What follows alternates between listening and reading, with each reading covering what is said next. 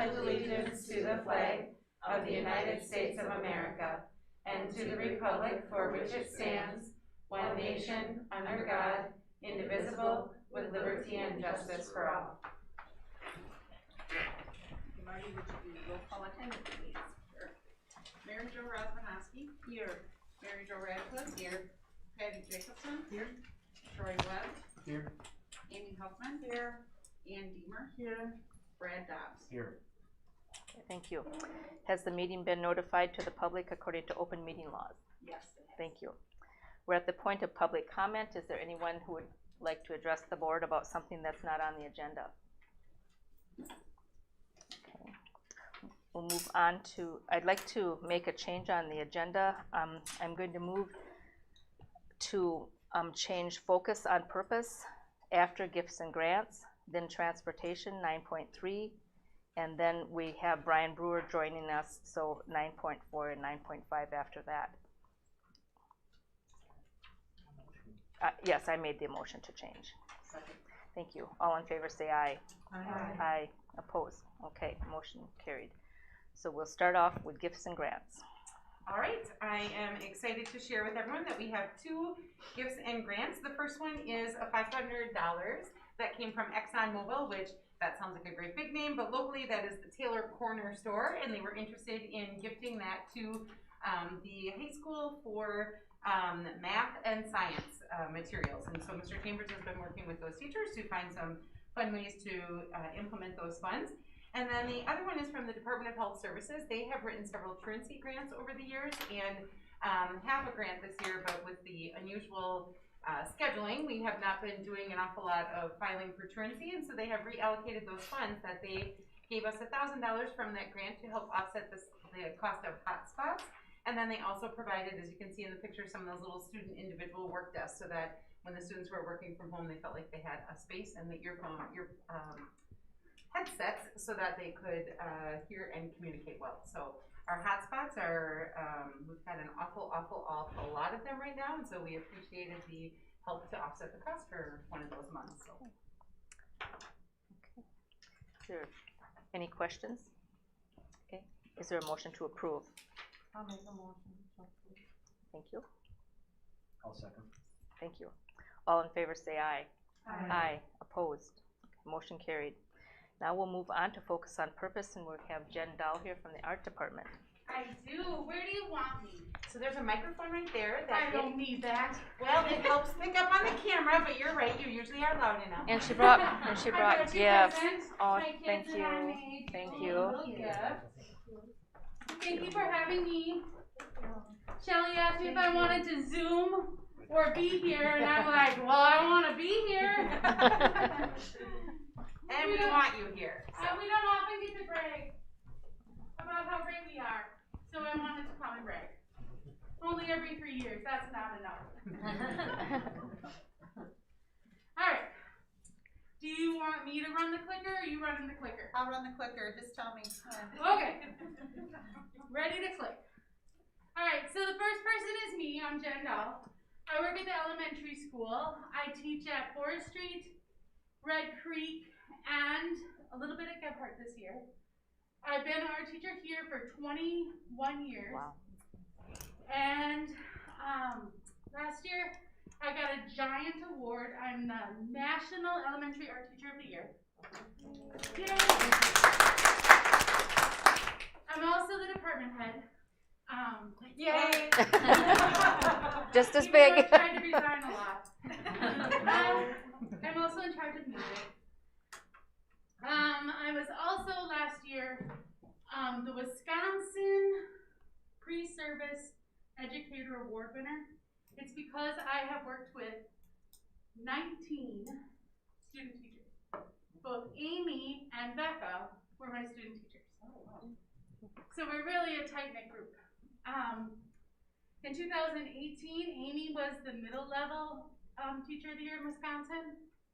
And we're hoping to get that kind of award for Becca as well. We stole Becca from Elma Center this summer. Because Taryn, And now she's getting to design her own art studio, so she's pretty excited about it. Super excited.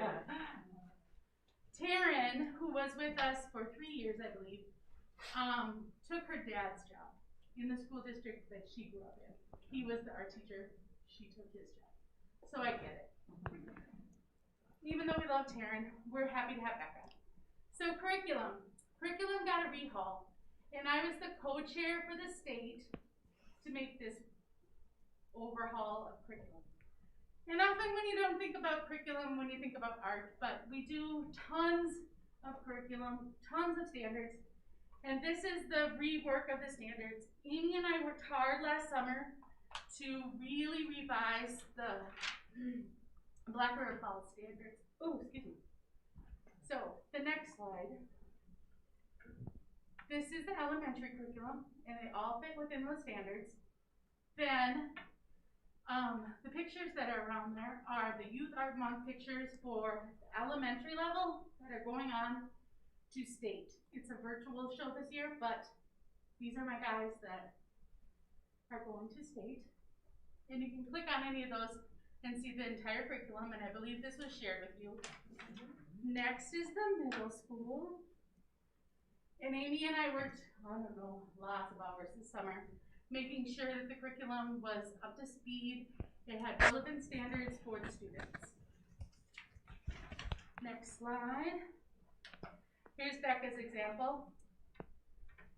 Each one of her lessons includes present, respond, connect in every single project that she teaches. And there's examples as well. If you have any questions, holler. Jill, the next slide. So assessment. We get big into assessment. Becca is on the standards-based assessment team. Amy uses sketchbooks to assess. The top one is a picture of an example of my assessment. That's a kindergartner, and the one on the left is the beginning of the year, the first day of school, drawing self-portrait. The other one on the right is the same kid drawing self-portrait. Wow. Wow, that's progress. Was he dressed up for Halloween in the first one? I don't know. I mean, look at it, they don't even have any facial features. So I get to see kids like 30-ish times a year, but look at that progress. And look at those skills that we are building. This is just a fun quote. Next slide. Oh, I want to skip this slide. I don't know why it showed up. Okay, elementary highlights. So, oh, for some reason my Linky Lou didn't show up. On the bottom of that in the notes, Jill, can we go to, this last couple of years have been huge at the elementary level. My students got chosen to be, have their ornaments on the National Christmas tree. Laura and myself and my student teacher Renee got to go visit the National Christmas tree. What a huge honor. Thank goodness it was last year, not this year. Anyway, she's gonna show you the little link. But while she's finding the link, I've always done Wisconsin Christmas tree ornaments, and that's in the bottom corner by Shelley. So that's an example of some of the Wisconsin ones. The National Christmas tree is up on the left-hand side. A picture of virtual learning is in the middle. I had students recreate from a prompt a famous painting. And that's hers, isn't it good? Then, just a couple examples. Team building.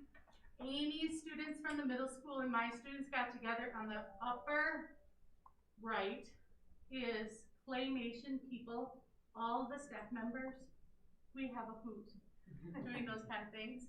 We often have displays at the library, the post office, all around town.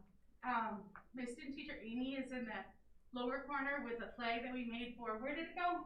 The courthouse. The courthouse. Jill, are you having any luck? I think so. I assume it's a video you want me to play, right? Yes, love. While she's talking about Amy, her student teacher that she just finished with, Amy's actually attended Black River Falls School for quite a while and then moved away before graduation, but it was fun to see her back again in that student teaching role. And she just got a job in Janesville. Yay, mid-year? Yeah. Good for her, that's awesome. She starts next week. Good for her.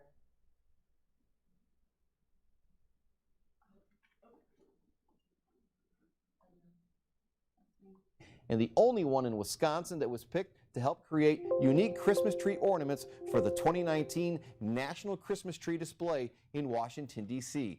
WEAU's Katerina Vergara shares more on how the school is participating in this honorary event. Jen Dahl has been teaching for more than 20 years. Okay, you may go to those tables that we have supplies at.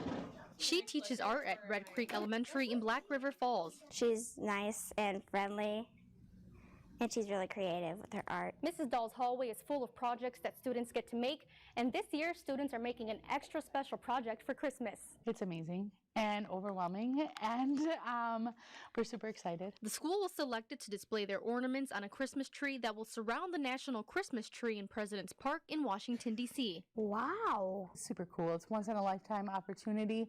I've loved my job, but this is just one of the perks of my job, to get to do and show off the kids' work. Staff and students say this is a once-in-a-lifetime opportunity. I would say this is probably the culmination of all that hard work for her, is to have her students' artwork sent out to Washington, D.C. at the National Park. Mrs. Dahl, her student teacher, and their students have been working on the ornaments since the start of the school year. Being in the position of being a student teacher and then getting the opportunity to go on behalf of the school district and represent art and all we've done is just kind of the icing on top of the cake. It's really awesome. Each ornament has 6 sides, incorporating all things Wisconsin. I made a fox, and I don't know why I did it, but I added a mohawk. I stamped the flowers, and our class did the birds. That's what we did to make the ornaments. The school was picked to participate because of Mrs. Dahl's involvement with the Department of Public Instruction. The ornaments are ready to be shipped off to D.C. to take part in a tree lighting ceremony by the president and his family in December. For her to take our small school and celebrate it in such a national way is super exciting. It's super cool. It's once in a lifetime opportunity. I've loved my job, but this is just one of the perks of my job, to get to do and show off the kids' work. In Black River Falls, Katerina Vergara, WEAU 13 News. Just also so you know, we were the only elementary school that's ever been used in all 50. Well, there's more than 50 states because there's other territories as well that are represented. Now we can go to the middle school highlights. Amy's been working on amazing stuff on her own. Not only is she a volleyball varsity coach and a basketball varsity coach, she goes above and beyond and helps out within her school. Dan could speak more to the specifics, but I know that she's been on like behavior teams and things like that. She also has been writing a book, illustrating a book with Barb Blackbeard McKenzie, and it's called Fraud Red. Jill, if you hit that link. Sorry, Jill. That's all right. I'll send you candy. But these are the illustrations that the kids created for this book. And it's waiting to go to be published currently. So you also have this link so you can go through there as well. You want me to go through them or not? No. Okay. So that's what they're currently working on to get it published. She also has tons of art shows at the library and post office as well. High school art is working on a really cool project that Becca did it with me. They were working on C stuff when she works with a program where they earn money, and this year it's for heroes and warriors. So her students are participating in this. There's the next slide. Currently, she has 95 artwork submitted, which has gained $475. My favorite part about Becca, she's very about social justice, loves that underdog, accepts every kid for all their worth. That's our highlights in our 3-year program review. Any questions? You're welcome to come see me anytime. I mean, I've had 19 student teachers. I'm used to being watched. But I do truly love having student teachers because it makes you a better teacher. You're constantly teaching. Like, think about when you taught somebody how to drive. It's like teaching somebody how to drive. You constantly got to be aware of what you're doing, how you're doing it, reflecting on your job. And that's what we do each and every day. So, perfect. I'm open. Questions if anybody has any? I just mentioned to Jen before we started that I really appreciated all the guarantees at each grade level when you look at those. You know, I said when I had art in school, you just, you know, a little project, but there are specific guarantees. I was really impressed. Thank you. We worked hard. And that's been a long project for you guys. I mean, back in the day, it started with you trying to incorporate books as much as possible, and we did an awful lot of work in that regard as well. So constantly linking the other content areas. Yeah, the literacy. And I still read tons in my class. Jen is a gem, and we are super I'm super excited to be here. I've never left. Can't get rid of me. And I'm just going to share. So Jen also serves on the Our People Committee for the district, and she and I share a very similar philosophy that if you want something to get better, you should also be willing to put in some time to help make that happen. And so she really lives that in her work, and I appreciate that she. You know, we always talk about holding each other accountable, and that's a very, very tough thing, but Jen is quick to be able to do that. If someone else is complaining, she'll quickly say, so what have you done about it? Did you go to that meeting? Did you talk to somebody about it? Did you? And we need more people like that willing to promote action as opposed to listen to whining sometimes. So Jen's great at that. Agree. Thank you for having me so very much. Thank you. Safe travels home. Yeah, we love you too. Thank you. Okay, thanks. Thank you. Tell them how far you travel each day for those. An hour. Eau Claire. An hour. I live outside of Eau Claire in a little tiny town called Mary Dean on the river. I think she's far the mayor. Shelly is a gem. She texts me in the morning if we have a snow day before I start. But she also says, please don't text me back. Don't ask any questions. And for a while I would get out, oh, thank you. I'm like, I go back to bed. Stop talking back to me. My phone keeps dinging and I don't want to keep talking. And I'm a morning girl, so like we get up at 3:30 at our house. So she doesn't appreciate my morningness. Okay. Well, have a great night. Thank you. You too. Safe drive home, Jen. Thanks. Oh, gosh. Okay.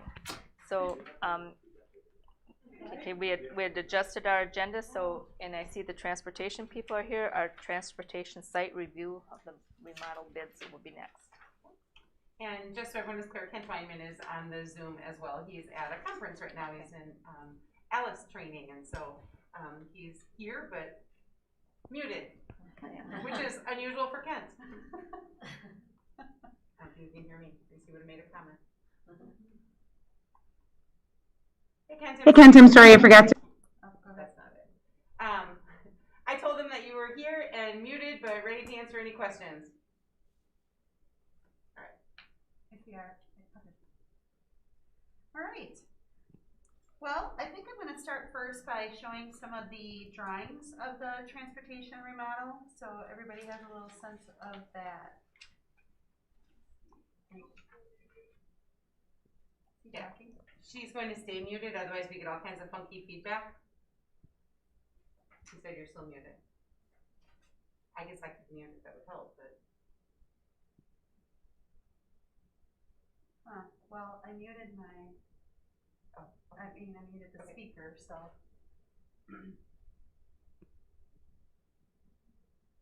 All right, so first of all, let's see if I can blow this up a little bit. Frozen just here. Thanks. You got a lot going on. I got a lot going on. Jen, a lot of technology, a lot of people, just trying to be helpful. Jen was testing my abilities for sure. All right. So we are talking about the transportation site on County Highway A. We purchased this site, I know we have a few new board members, so I guess I felt like I needed to go back to 2019. We purchased the site in May of 2019. And this is across the street, kind of kitty corner from the old Elmune Harley-Davidson area, if everybody knows where it is, right? So on the site, it had two buildings and we looked high and low for a good site. Part of our master planning was we knew eventually if a referendum was to pass, we wanted to add on to the high school and thus needed to extend the parking into that area where the buses park right now. And so we needed to find another site for our transportation. It also was beneficial in that for any kind of safety planning or emergency, they're kind of locked in a dead-end corner back there. So it's better if they could be in a site on their own or at least have more access to a site. We looked high and low around the community. We didn't want a transportation office too far from town. It didn't make a lot of sense. We wanted to be close to our buildings and to our campuses. And as you know where it's located, it's pretty close to Red Creek and 4th Street. So the site itself, this is County Highway A here. One of the things that we're looking at doing is widening the driveway so that the buses can make an easier turn coming out onto the highway there. Otherwise, they'd be in the other lane coming out, so we're trying to make that more safe by widening that driveway. The existing buildings are here. This building has electricity to it, but is not heated. And then this building is the current building there. It has 3 bays, basically, but the one bay was a smaller garage door kind of bay, so it did not work exactly the way it is for us. For our purposes, we need 2 big bays for our buses to pull in for the work to be performed, and then another bay to wash buses.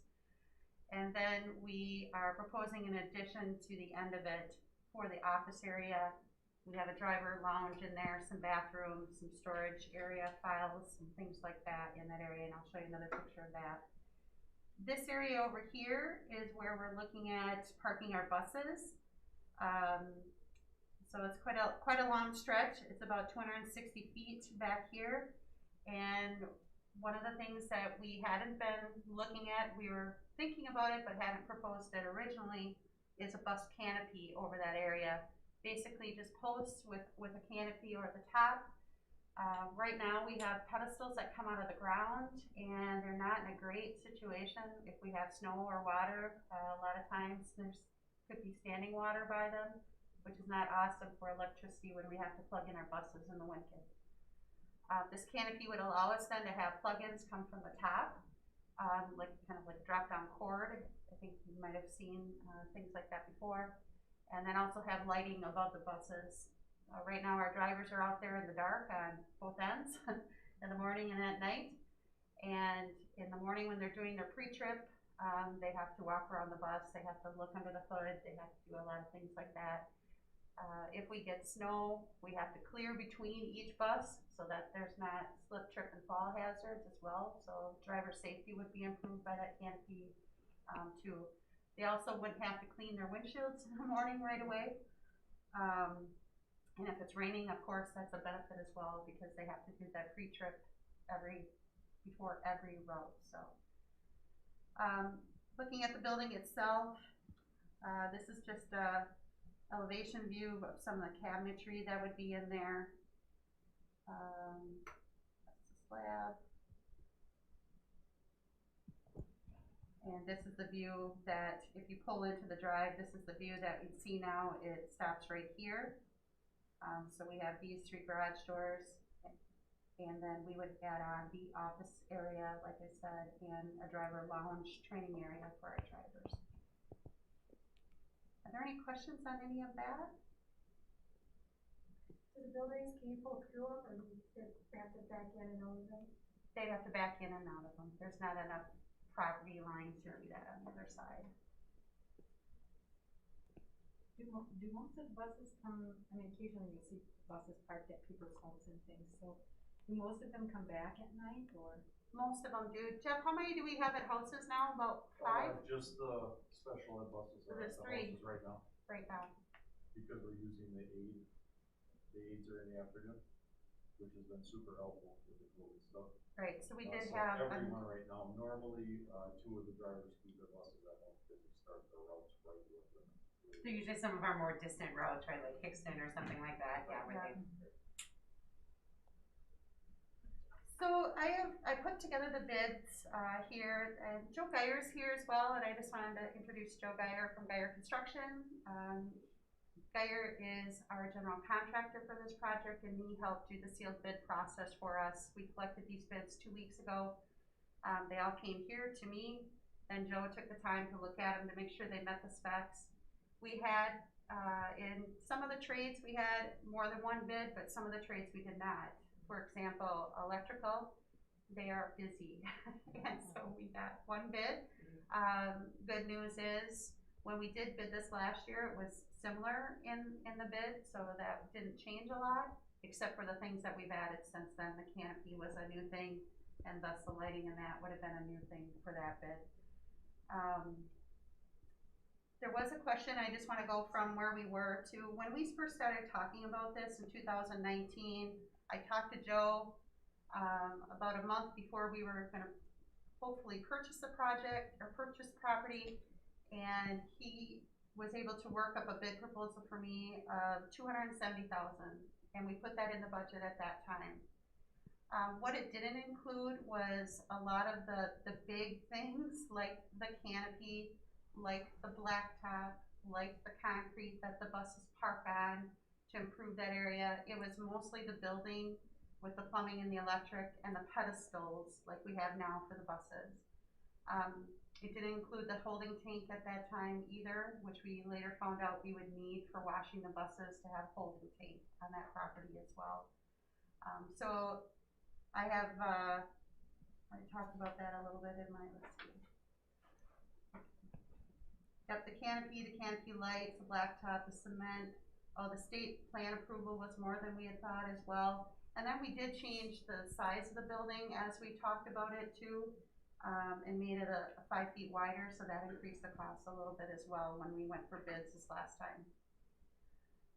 So Joe can talk about any of these bids and what they entail. I'm just showing you the numbers, and again, most of these are for the interior part of the building. Geier would be putting up the addition, which is a steel building with a seamless roof on it as well. And what's nice about having Geier do it is that they did the buildings that were there already. So they did the original construction of the 2 buildings that are there. So they know those buildings, and it's the building that they work with. Before you go too much further, if I could just bring us back to our long-range discussion here, just real briefly. So if the board remembers, Jill's absolutely correct. We talked about buying a spot, and then we kind of stumbled upon this spot, and it was available. And so we decided at that time to make that investment, knowing that we weren't going to move on it right away because we didn't have the funds to do that. That original amount, as Jill said, it didn't have all of the extras. We knew going into it that our big heavy buses parked on that blacktop over the course of years, we were going to need to do something in the semi-near future because we needed to be able to reinforce that area if buses are going to be parked on it. But at the time, we still had so many long-term facility projects to do that we wanted to secure the sites that we had that possibility moving forward.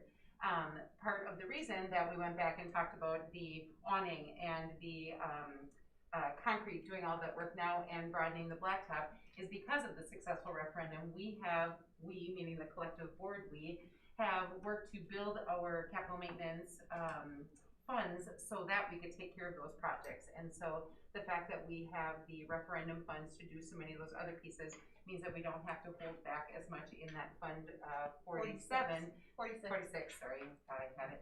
46 as we have been working to build that. And so just wanted everyone to be clear. If you recall, then when we thought we were going to include this in the project and we did the bid and it was so expensive and we hadn't had the referendum yet that we said it did not feel fiscally responsible to move forward at that time because we were still unsure if the boiler was going to need our funds to be able to replace it. And so for the new members, and just a reminder for everybody that the process that we took to get here was we wanted to make sure we were taking care of the absolute musts, like the high school needs a boiler, as opposed to the doing this project right the first time, as opposed to doing just enough to get by, knowing that we'd have to invest in it moving forward. Yep, thank you, Shelley. Yep. I really like the idea of the canopy. I didn't understand that in the bid, how that was going to work, but that's smart, I think. I have a picture of it too, so you can see what it looks like. Maybe.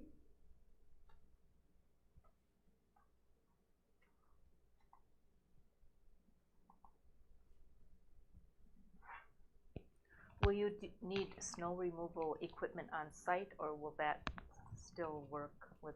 Oh, that's nice. So as far as the depth of this canopy, is it, and I guess this is probably for 20 Joel. feet. 20 feet. 20 feet, The okay. canopy is 20 by 260. Okay, so we're gonna cover the first half of the buses and the back Correct. half. So I'm sorry, go ahead, Joel. Yeah, what the thought process was is to cover at least the door forward. Right. So they could come up to the door would be under the canopy, they'd be able to open the hood, and that would all be underneath there. Okay. So, kind of the basic. You can see in this picture, this was I don't know, it was a diesel something or other, right, Joe? I Yep. can't remember. But it's got the plugs hanging down from the ceiling there of the canopy. These are also made so that birds can't nest in them. That was another thing that Jeff, I think, was talking to the transportation department at West Salem. And theirs looks kind of like this, right? Except that it's open rafters. It's open underneath, so there's rafters exposed, and so they have a million birds like, you know. And quite a bit more expensive than ours as well. Yeah, right? Yeah, they have two canopies there that probably would equal our one. And I think he said they paid too much, it was like $500. So as far as keeping the buses clean of snow, then are we letting that blow when we go down the road, or what's our? That's basically what we have to do because, you know, you probably got at least 10 feet from ground level to the roof level. Well, I'm familiar with semi scrapers, right, where it's a pneumatic or hydraulic scraper. You know, I've looked into those. They're pretty pricey. They are. They're quite. And you have to have a space for them too. So. Yeah. It seems to me like the snow and the wind and the rain would just blow right under there. Somewhat, but probably not as much. Yeah, it will somewhat.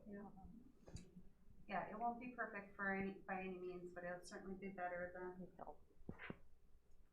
not having it. And then I wanted to show you, some of the things too, Joe and I have been talking that we may not need. So the Samson heating and air conditioning had a wash bay, exhaust fan, and intake air louver. So that's in the wash bay portion. We would need that if we were washing buses all day long, one after one, one after another, and we're not. We're doing maybe one bus a day or whatever it might be. So we probably don't need that, but we may if the state requires it. So it just depends on how they feel about that, if we give them a good explanation about that. We wanted to put lights under the canopy as well, but this bid includes way more lights than we need. It's probably double the amount I think it had 55 lights in it. We don't need that many lights under that canopy. So this is something that we'll be able to reduce as well. We're still talking about whether we want a gate or not. I don't know if we'd close it. You know, with our buses coming and going, that's just one more thing to do, and I don't know what we gain by that. I mean, I think we have a lot of security with the fence on the 3 sides, but on the roadside, I'm not sure if we need that or not. That's something we need to talk about. But there's some possible savings there as well if we don't have a gate. You could always add it later. We could always add it later. Jill, will there be a security camera at all on that property? Yes, so that is something we talked about instead of, make sure we have good lighting there and have security cameras on that property. So, go ahead, Patty. Well, I'm just gonna ask if it's fenced now where the buses are. Is that all fenced no, now where the buses are now? No, because the park and then the baseball and, no, it's not. Just on the one side behind the maintenance shop, but it's not a solid fence all the way through. We rarely have issues over there. We've had, you know, the one time we had issues where air was let out of tires, but we really haven't had a lot of issues over there with vandalism with the buses or there. Are we thinking there's more risk at that site than there would be otherwise? I don't know.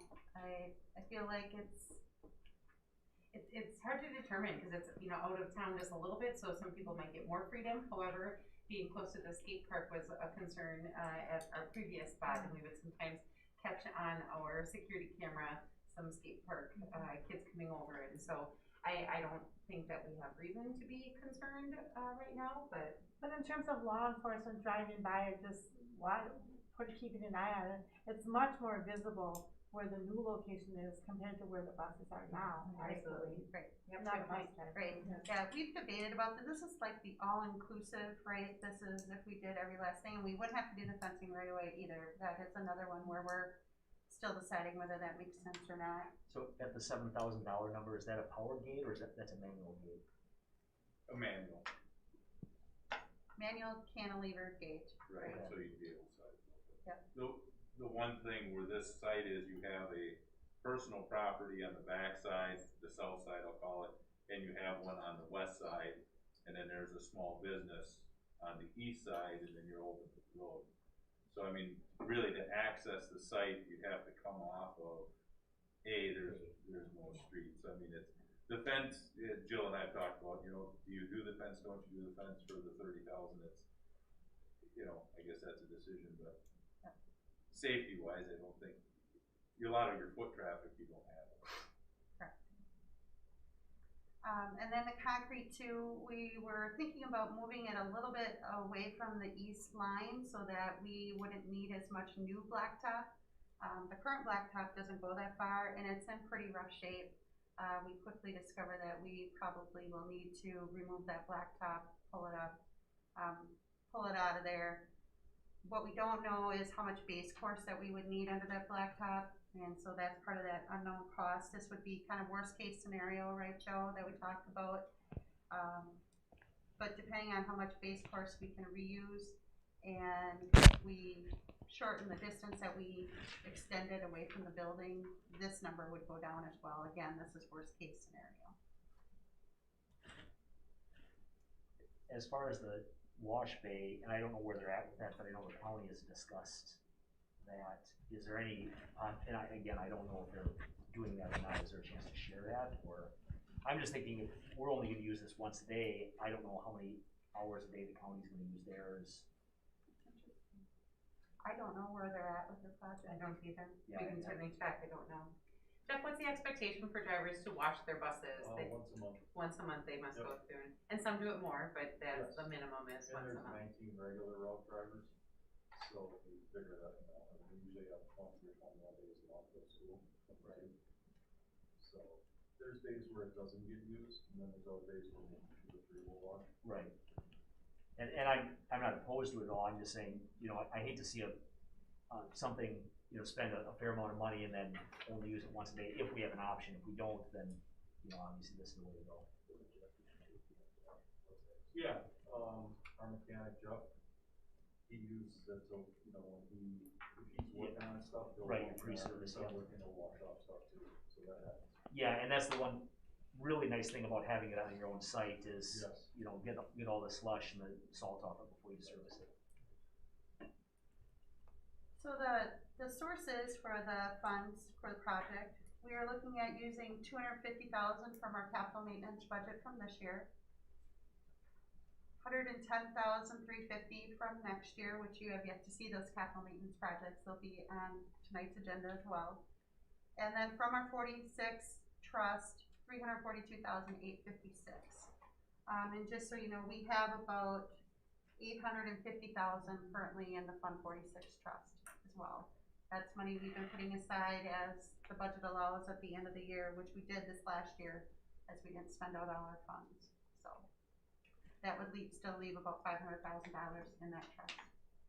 So are we saying this will be complete and ready to go for the next school year then? Yes. Yes. We have to make the move from the transportation department over there before August so that the projects can start at the high school then this fall. How are our roofs? I just keep thinking every once in a while these roof expenses pop up and they're usually quite huge. Yep, and so that is the other part of this. So that $250,000 from this year was for a roofing project for this summer. However, it doesn't make sense to do it this summer because we are also working on the HVAC at the high school and we'll be on the roof. So we can't do both this summer. So we would take $250,000 out of the 22-23 budget, and then we could take it either out of the Fund 46 budget or again to like we did before and have it come out of the next year. So we have $500,000 in 1 year. And then we're all caught up on our roofs. We would have the high school roof completed.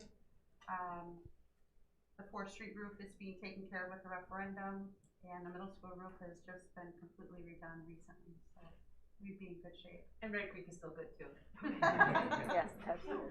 Yeah, but you're right, it is a huge expense, but we would just be putting it off about a year in order to, because it's hard to do, like I said, both of it at the same time if they're working on the HVAC stuff.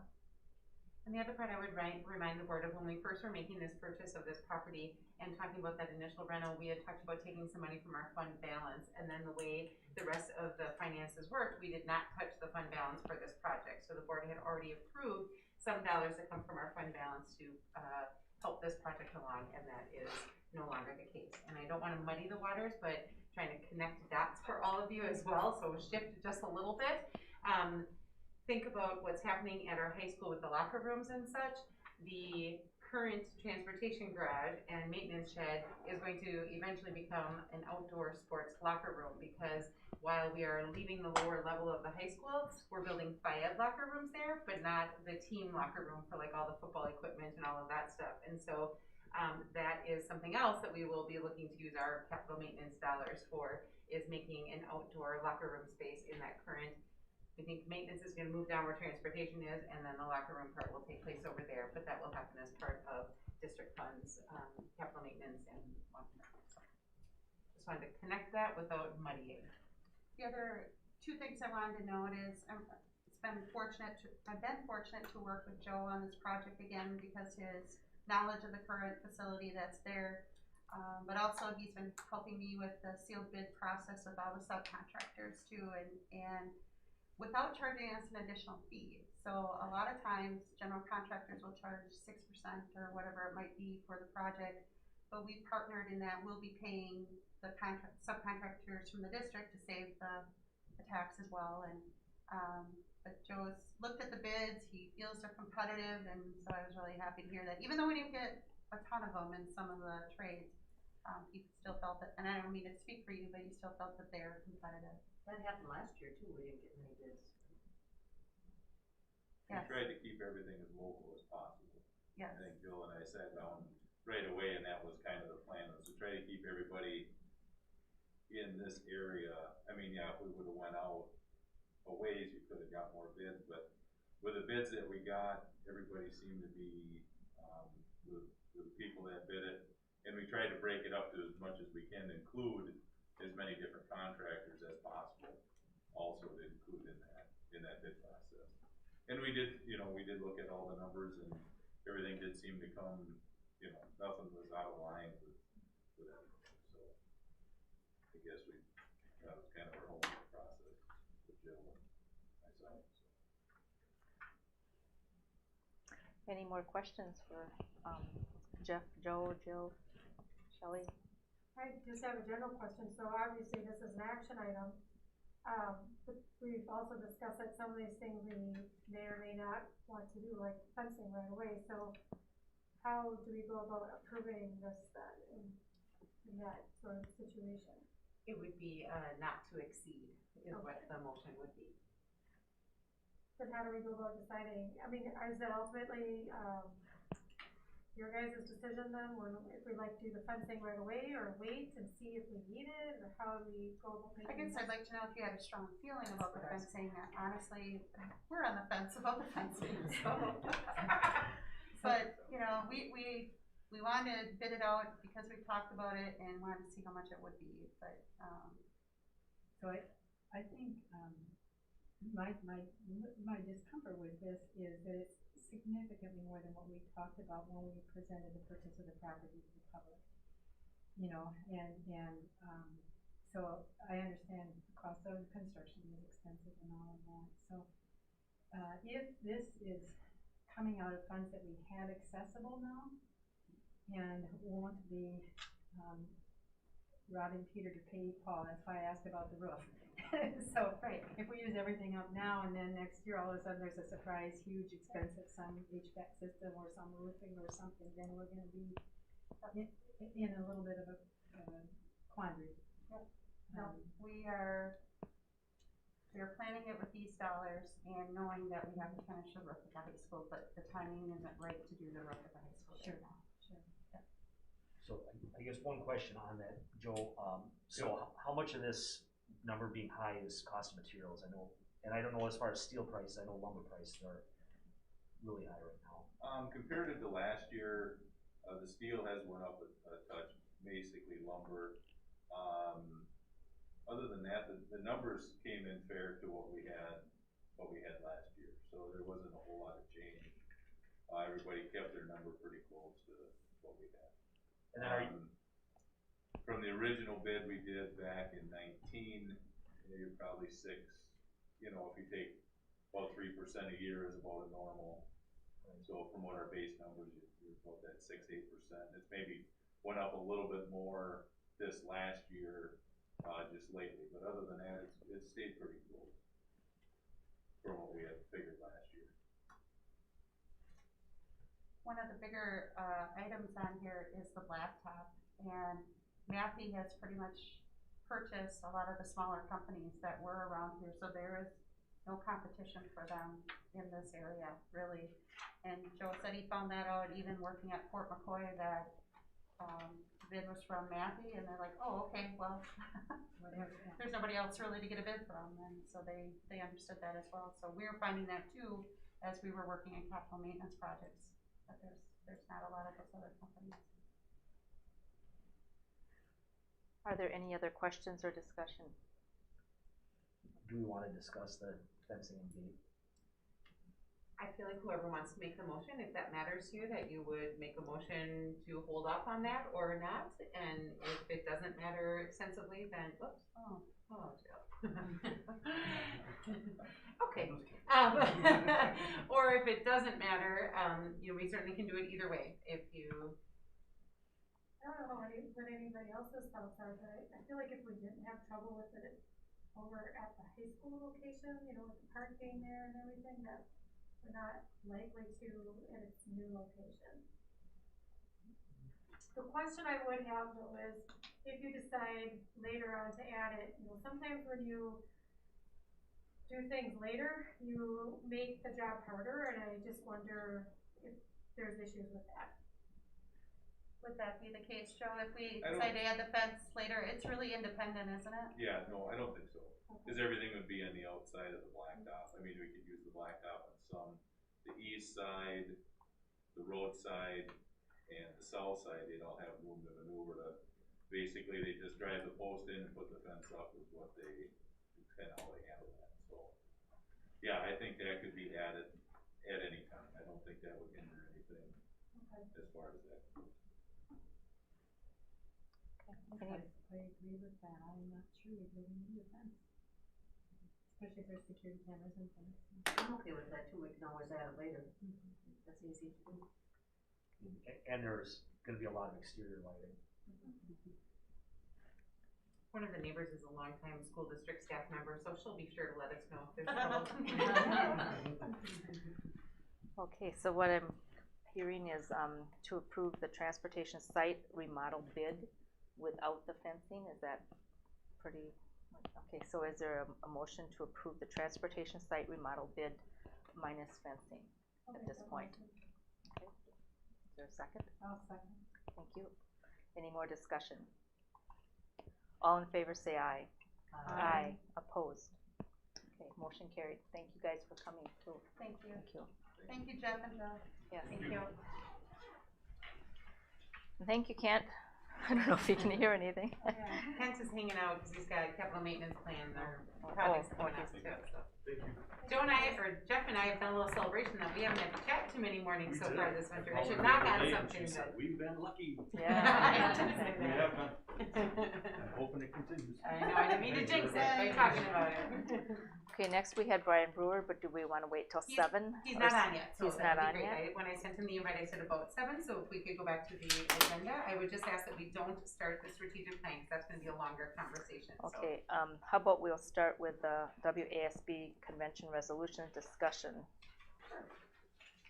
So you received those in your packet, and they reviewed. Is There weren't very many this year, were there? No, No. I noticed that. It's No. really different from usual. No. Yes. No, there aren't. Do you want to go through them one by one, or does anyone want any pulled out for discussion? I know we reviewed them at our CISA meeting, and we just went through, and there was no strong feelings about either one, any of them. So Mary Jo will be our representative on Wednesday for the meeting. Does anyone have any concerns about Any any of them discussion on you'd that? like to discuss? I'd like to speak to the 1 cent sales tax for school infrastructure. Okay. What's the first one? The first one. 2101, Okay. yes. So, I'm assuming that's a sales tax on everything. I didn't see that was spent out, so every item that someone would purchase would have an additional, which would raise our state sales tax by 20%. Is that what everyone else understands? Tell me how you got to the 20%, I'm sorry. Well, right now, our sales tax is 5% by the state, right? So if we go up a 1 cent sales tax, isn't that, did I not understand that correctly? Increase in percentage would be overall would be 20% above 5%, yes. Yes. Oh, okay, I understand. Yeah, what that's you're saying. I think The increase to the 5% would be a 20% increase. Yes. It would increase to the 6%. Yeah, we'll give the 20%. Yeah. So The 20% was where you were throwing me. I thought you were like, I don't get 5 and 1 cent being 20% is where I was lost. No. Thank you. Yep. But it's 20% Yes. increase That about was what we good. have before. And I think there's a couple things about that. It's you know, these are not easy economic times for a lot of people. And so that does impose a hardship on people who have lost their jobs or who are, you know, struggling to meet their personal budgets to add another 1% tax on them. I think the other part of that is that it's, you know, it seems like we've been passing referendums without much difficulty, and that's across the state. Am I correct about that? You are. I just would question how much the comment without much difficulty. And there's a lot of time and effort that goes into it, so there's a cost to try it. 3 or 4 times. Right, but there's a cost that happens. Exactly. Yes. I didn't mean that in Yes. the way that No. you said it. But every district, not just me. That's not me. Sure. That's every district. There's a cost that goes We along with work hard passing to referendums. pass those referendums, but people have been supportive and Correct. have been investing in Correct. their schools. Correct. On a local level, and I think that speaks to the fact that people take pride in their schools, and if they have something to say about it at the local level, they will support their schools. However, if you pass state impositions, that's not as favorable because people don't see that in the same way. If I could just offer, right now, we are very heavily reliant on property taxes. And so the people who are not property tax owners are not funding public education. And so this would be a way to spread that support outside of just the property tax holders. So I would just offer that it is, you're absolutely right, it would impact property holders, but it would also impact others that aren't currently being taxed for public education. And all businesses and all economic activity in the state. Yep. And so I think that the other part of that is that already K-12 education takes 34% of the state's budget. And so I just wonder, someone who was on the school board said, well, why did you cut? And they said, well, there's just never enough money. And I feel that this is kind of how it is. I mean, I understand schools are important. We've been really fortunate here to pass our referendums to fund our schools. And we ask for more and more and more all the time. There's no timeline here. It says for a long enough period to enable schools to know, you know, to catch up or whatever. My printer was not working very well against the study stream. But I don't think there will ever be a stop date on the need to improve our technologies and our infrastructures and the physical plants of our buildings. But is this also for property tax relief, right? I doubt that our property taxes will go down. They're just not going to based on the sales. I just want to remind, you know, the new members as well as refresh all of us too. If we support something like this, this isn't law, or if the School Board Association supports it as the majority, it doesn't take place. This has to be a legislator presenting it to the state, but it just gives WSB the guidance of what the 421 school districts want them to represent. So, you know, if we would say yes to it, that's what it would be. I just wanted a reminder of that. I see what you're saying, Patty, but I've always felt that property tax, people that pay property tax have the brunt of paying for the schools. And I've often said that if everybody paid, I don't know if it's 1% or 0.5%, maybe they could put property tax down. I think it's a burden for the property tax owners. They might be happy with it. I would just want to add 2 other pieces, and I'm not lobbying because it's not mine to lobby, but it also says that district electors would need to approve a one-time revenue purpose statement. So it would go to a referendum in order for that to start. So what this is asking for is for the state to provide that opportunity for local electors to be able to make that choice. So I just wanted to clarify that locally there would still be a choice for electors. And then the other part is, you're absolutely right, it says, this should remain in place for a long enough period of time to enable schools to borrow or issue bonds against this revenue stream. So that part made me feel almost like it's a loan that you are taking out. So I guess my statement would be, I like that it spreads it out just from the property holders. I like that locally they still have a choice whether they are going to use it, but I would need more information as to what that bottom piece says. I think it wasn't very specific. I It's guess very that's vague. the other argument that I have. Which is because we're not voting on whether Right. it should happen or not, Right. we're voting whether they should lobby or If not. they should So- lobby against something like, for something like this, but now there's so many questions about how would you collect and how would you, what, you know. There's a lot of questions about it, but is it something that we want to support, not proposing, that's the question here right now, I guess, right? Correct. Do we vote individually on these resolutions then, or? No, we vote, our school district gets one vote as the other 420 school districts. So against all the resolutions that are being proposed? Each resolution, yeah, you vote on each resolution. You do vote on each resolution that's proposed, okay. Yeah, gotcha, okay, yeah, sorry. and there's discussion, in the past, I guess we've had a discussion about them, and if we have strong feelings about something, we will tell our delegate how to vote. You know, from our school board perspective, other than that, there's always a lot of discussion on the floor that we've left, given a little leeway for our person to weigh that whether it benefits us or not.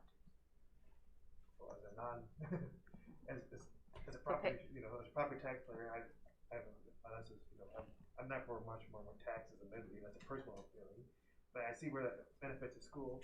At the same time, I'm not sure that taxation is the proper course, in my opinion, on this one, so. I think there's other ways to increase revenue, or at least maybe come up for efficiencies or something like that. So, that's my take on it. The state lottery provides tax relief too, so I was looking at the state budget today, I think it's $214 million, something providing tax relief.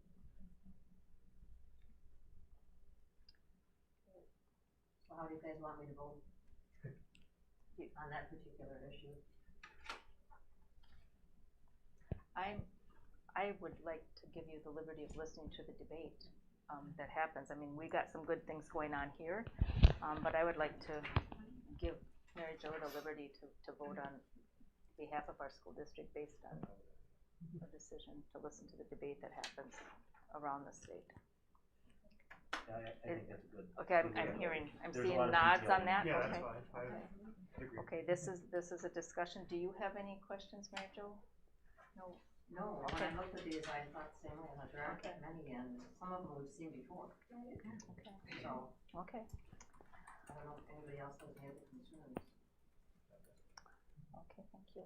Cross your fingers that the Zoom works. Yeah. I don't think I know that we're refreshing change though, on the last one, 2110, school district mascots, logos, and imaging, and I had, it says encourages, it doesn't mandate, and I like that, that's like making a recommendation or encouraging, and starting the dialogue.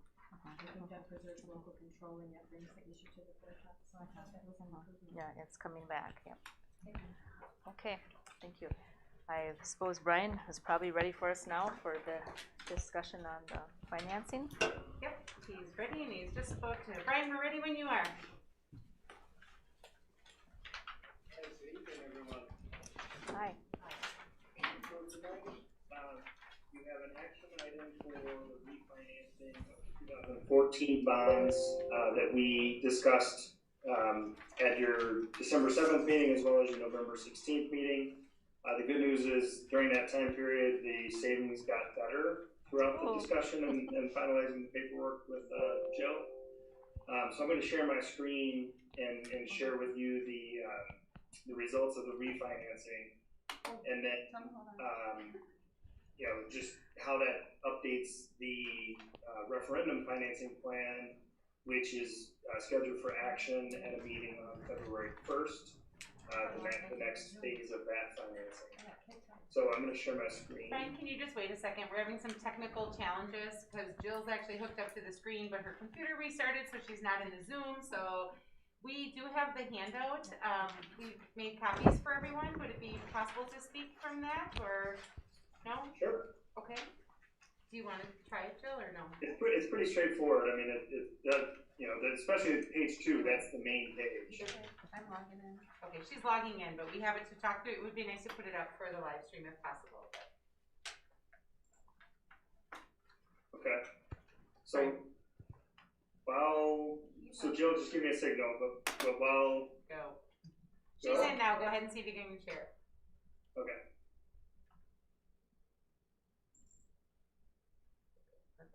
Perfect. Thank you. Okay, you're welcome. So are you able to read the page? Yes. Okay. So, as a refresher, this was an issue that was sold as part of the prior referendum debt back in 2014. The interest rates at that time were not very high, ranging from 3% to 3.5%. The maturities remaining are from 2027 through 2035.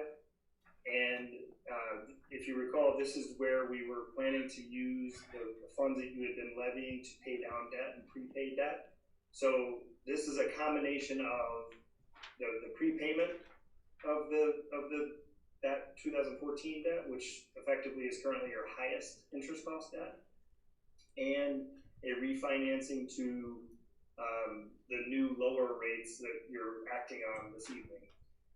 So in this upper half of the summary, we went out to different banks and identified lenders that could lock in a taxable rate until the call date, and then a tax exempt rate. So that's why they're called convertible to tax exempt refinancing. And the lowest bank that lended up offering rates at the lowest level, which maximizes your savings, is Zions Bank Corporation, based in Salt Lake City, Utah. And the final blended rate after the conversion is 1.49. So that's an all-in cost, replacing your previous 3 to 3.5% rates with a new 1.49% rate, which is historically speaking, very, very low.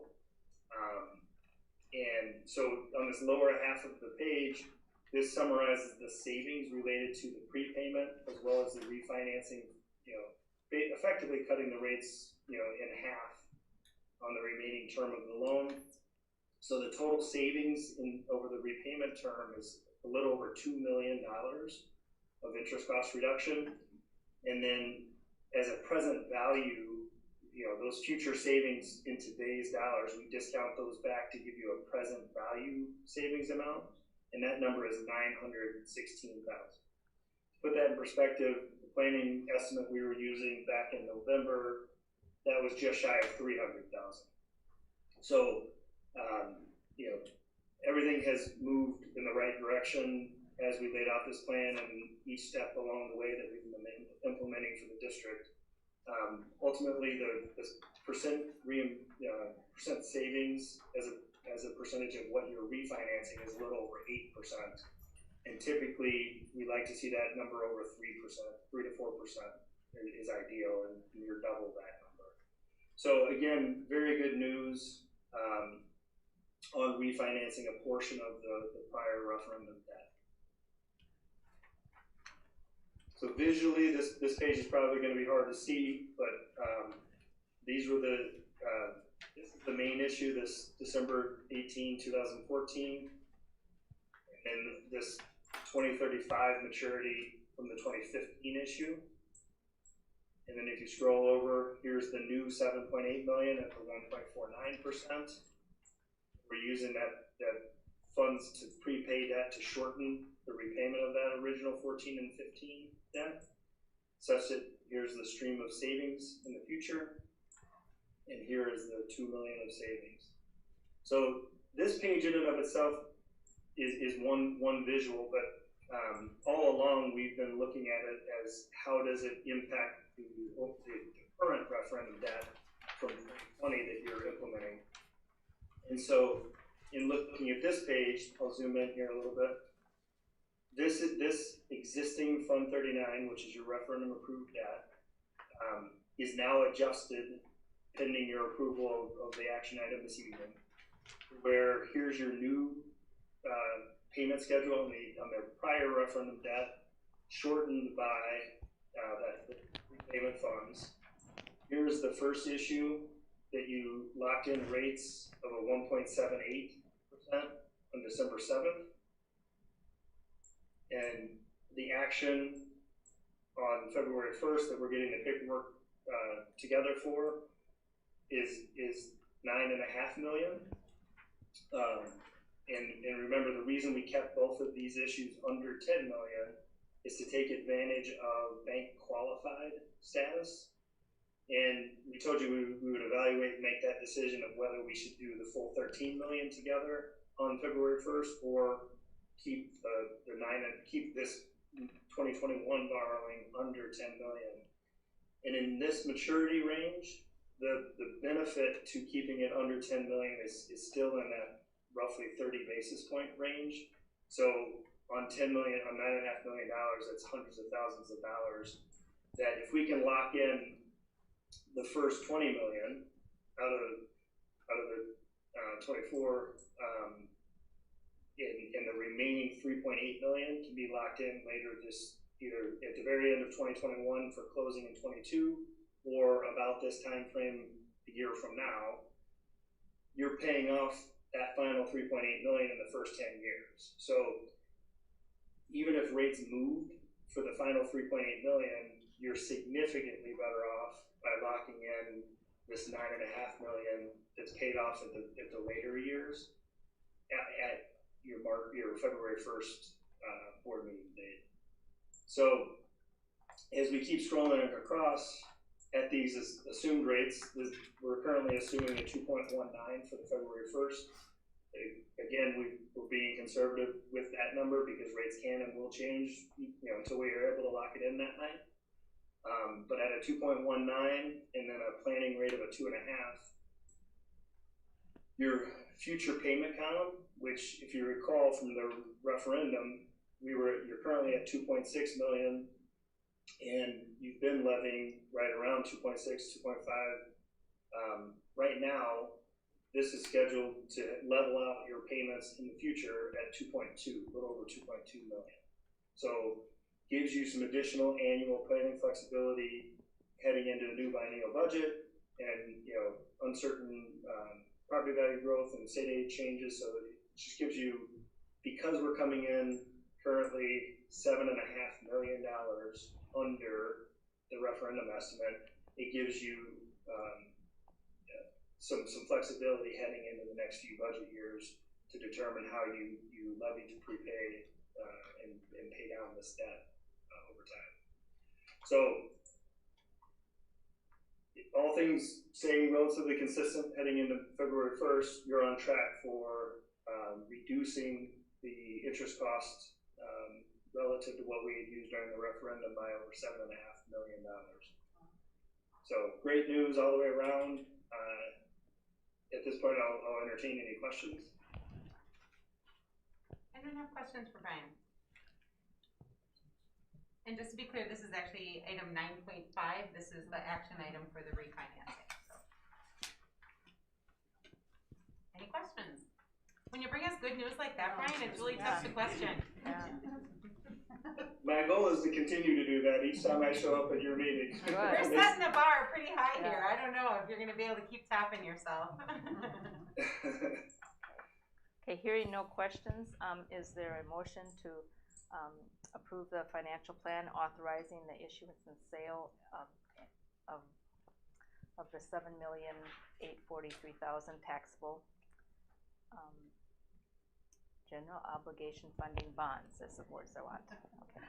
Okay. Is there a So motion? moved. Okay, thank you. What she said, huh? What she said, okay. Okay, is there a second to that? I'll second that. Thank you. Any more questions or discussion? All in favor say aye. Aye. Opposed? Okay, motion carried. Thank you very much, Brian. Thanks, Brian. Are you going to talk to us a little bit about the other piece? Well, that was that last page. Oh. It's really just setting up what the action on February 1st will be at $9.5 million. We'll come back with bids from that morning for action that evening. And it was really just because there was some uncertainty as to whether we would keep the amount under 10 million or come back with the full 3 million. So that I've already kind of covered that in that first agenda item. So if there are any questions on that, I would take those now as well. So he was being efficient as well. That was both of them in a nutshell, right? Okay. Okay. Looks like we're great. Thanks so much, Brian. Thank you. All right. Well, thank you. We'll see you on the 1st. Yep, February. Thanks. Bye. Okay, taking care of business here. We're at strategic plan draft. While Kent is on, would we be willing to do the capital maintenance projects? He's at Alice training and is zooming in right now from his hotel room, or he's at home in his bedroom. I'm unsure which, but I have no objection. Anyone? Yeah. Does anyone else mind if we do that piece next? Let's go ahead. Great. I'll tell you what, Brian brings us good news, doesn't he? Nice. Holy cow, that's exciting stuff. Finance another house. What else can we build? Excellent. Okay, we'll move on to capital maintenance projects. 9.2. I'll just set it up for Kent that this is the amount we have typically budgeted for capital maintenance projects of $560,000. And with the referendum, we've had a lot of things being taken care of for us, but of course not all. There's always some other things to do, and we knew we couldn't include them all in the referendum, and we knew that we were going to do them through our capital maintenance projects or Fund 46 Trust or whatever. So this go around, Kent and I talked about some of the just bigger chunks that we needed to take care of this year. So Kent, I don't know if you want to unmute yourself and talk about the projects? Kent, do you want to unmute and talk us through the projects?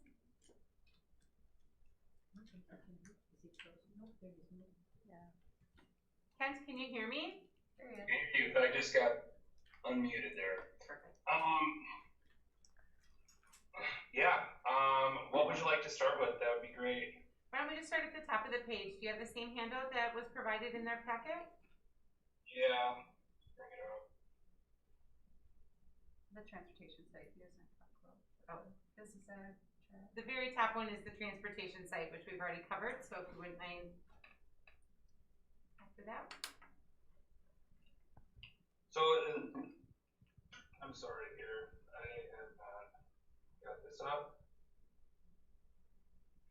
He wasn't ready for us. Sorry, I thought you were anxious to be done. And I was. I don't have this up right now. That's okay. So the first one is the business ed room. Why don't you talk us through that? Okay, perfect. The business ed room, we were originally looking at Myron getting involved, and the cost just seemed really high. So we decided this was a project we could probably tackle on our own. They have a design written up where they would like to, off the business ed room, have more of a display for like a school store. So that would involve eliminating the door from the hallway into that room, adding a window into there. So it's just accessed from Ryan Johnson's room right now. And it would be, set up so it would be more like a display case so people could come by, look at, things they were interested in. On the other side, where all the computer labs are in the business department, where the computers are set up, it's kind of a jumbled mess right now. There's cords kind of running between different tables to have everything plugged in. The floor is kind of a mess. It's not set up ideally, so we are looking at kind of rearranging the room, putting in new tables that would be direct wired, so there wouldn't be any cords running anywhere. All the computers would kind of be, it'd be 3 stations at each table. I think we had set up for 24 kids in there. She also would like some teaching televisions on the, I believe she had 4 televisions set up for in there, so there would be a television at each, at the end of each workstation, so kids can kind of watch what the teacher is doing. There is also plans, we have to redo the floor in there. I guess there's 3 teachers actually in 2 classrooms, so there's a back office behind what is their school store, which we would convert to just an office for the 3 of them, so if the 2 are teaching, the other teacher still has a place to either do their online work or whatever. We kind of left that at about $75,000 is, I believe, what we budgeted for that. And that was including the electrical work, the removal of some doors, the addition of some doors and windows, and then flooring and the furniture. If there's any questions about that, want me to answer? Nope, looks like we're good. And then the next is the resealing of the track. Yeah, so when they came out last year, we had them redo the pits on the top by the football practice field. And we've actually got by with our track about 5 more years than we should have. And this is just a direct quote from last year, what it would cost to reseal the whole track. Do you want to move on to the gym? And now you have questions about the track? Go ahead. So we've had trouble with the gym floor at the middle school for a few years now. There's a moisture issue, so the synthetic floor is kind of peeling up. All the seams have split. So we've looked at either tearing out the synthetic floor and putting down a new synthetic floor, which maybe has about a 20-year lifespan. That runs about $8 a square foot. One of the things we've run into, which we're having a guy come out later this week or next, there's a concern that there might be mercury in the adhesive that was used to attach the synthetic floor to the concrete. If there's mercury in the adhesive, it would be really expensive to take all of that out and dispose of it, because then it would be kind of like taking out asbestos. We would spend between $15,000 and $20,000 putting it in the garbage. So if there is mercury in it, it's kind of making the decision for us for putting a wood floor over the top. If we had a wood floor over the top, we basically could seal up the seams underneath. It would be like an extra moisture barrier to leave the current floor in there. You would add a wood floor on the top. They actually put moisture sensors underneath the floor, and they add fans hidden behind the bleachers. Whenever the moisture content gets to a certain percentage, the fans kick on and it blows air underneath the floor. So you would never have the moisture problem that we do now. And the $120,000 that we have budgeted for that, that is for a wood floor. So if we get a wood floor in the middle school, we'll never redo the floor again. We would just work on the wood floor that we have. That should last the life of the building. And just as a side note, clearly it's preferable by most athletes to have a wood floor surface as opposed to any of the other synthetic tile or any other material. So why do we have the moisture problem? Mary Jo was asking why we have the moisture problem, and I remember your answer, but you're going to be far more articulate than I was. Well, the middle school gym is right on a slab, and the water table over there is quite high, so the moisture is actually coming up right through the concrete. So on a hot, when the water table's high in the summer in August, there are days you can't even play a volleyball game in there because the floor is so slippery. You put the barn fans on, sweep the floor, and you can't keep up. And that's not coming from the air, that's coming up from the bottom. And they could have put a moisture barrier in there when they built it, but they did not, correct? Yeah, they actually looked at replacing the floor 8 years after they built the building, and then just punted it down the road.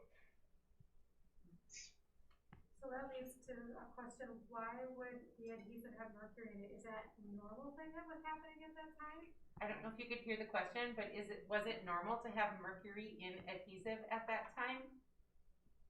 It's a strange year, and actually two of the guys who came to look at the floor mentioned at the same time, and I can't remember if it's Sparta or Toma, but somewhere else in our area had a floor done at the same time, and they did have mercury in it. So it's a strange thing, but yeah, we just happened to fall in that time frame. I just didn't know if it was something that was done inappropriately and you could go back to whoever put the floor in, or... I don't know if you can hear that, but she is saying that if it was done inappropriately, would there be any way we could go back to them? The floor, so you said a synthetic floor has a lifespan of 20 years. We're already there for this gym floor too, so it's, has that problem, plus it's tired. Yeah. Or was that just how they did the floors? Yeah, is that just how they did it back then, or for a short window, kind of like how asbestos was put everywhere until they figured out that was no good too, or are you unsure? Yeah, I'm sorry, I believe that mercury in the adhesive was kind of a small window, and we fall right in that window.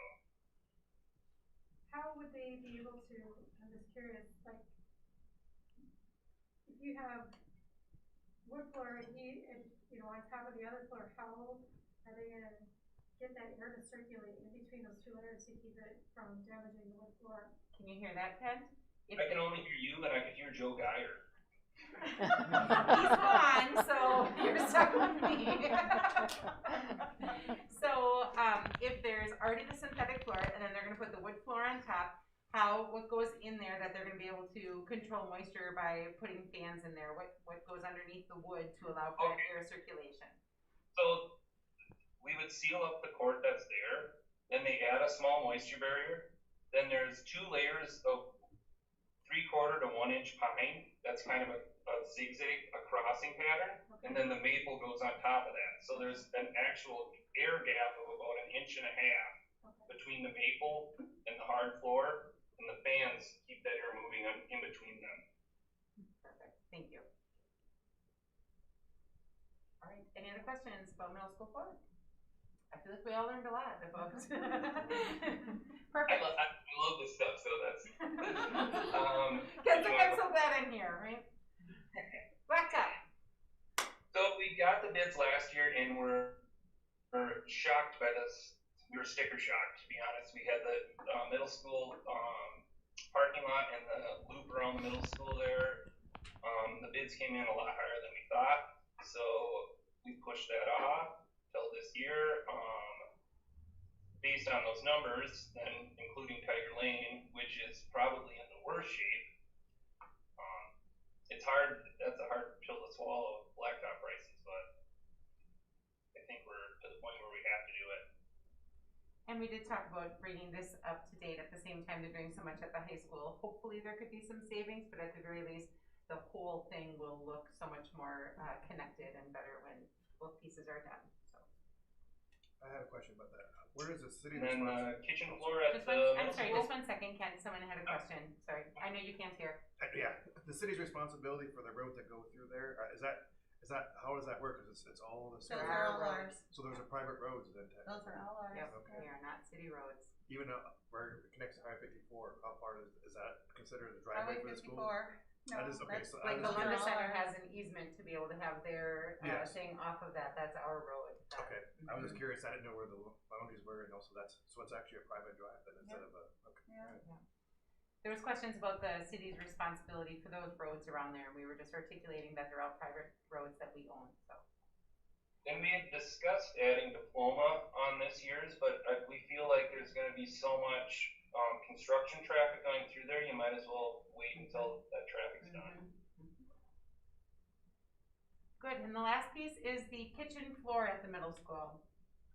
So the kitchen floor at the middle school is the 6-inch tiles, and they've been in there since '91, and they are all just buckling and coming apart, and we've repaired the floor about 4 times, and it's kind of the point of no return. So we're planning on taking all the tile out and then doing more of an epoxy flooring that would go right on the concrete. And that's a similar surface that we have done at the high school with the referendum, or with the remodel, right? And at Red Creek in the kitchen and art areas, right? We used it at the science rooms at the high school, and then like the Red Creek kitchen is similar. Hopefully we get a little smoother finish. Any more questions on the capital maintenance presentation project? Make a motion to approve the capital maintenance projects as presented. Amy, second? Okay. Any more discussion or questions? All in favor, say aye. Aye. Opposed? Okay, motion carried. Thank you, Kent. Thanks, Kent. Hopefully it was a good session today. Yeah, it was. Thank you. Thank you, guys. All right, bye-bye. Good night. Bye. So we probably don't have to Zoom with each other, we could close out, yes.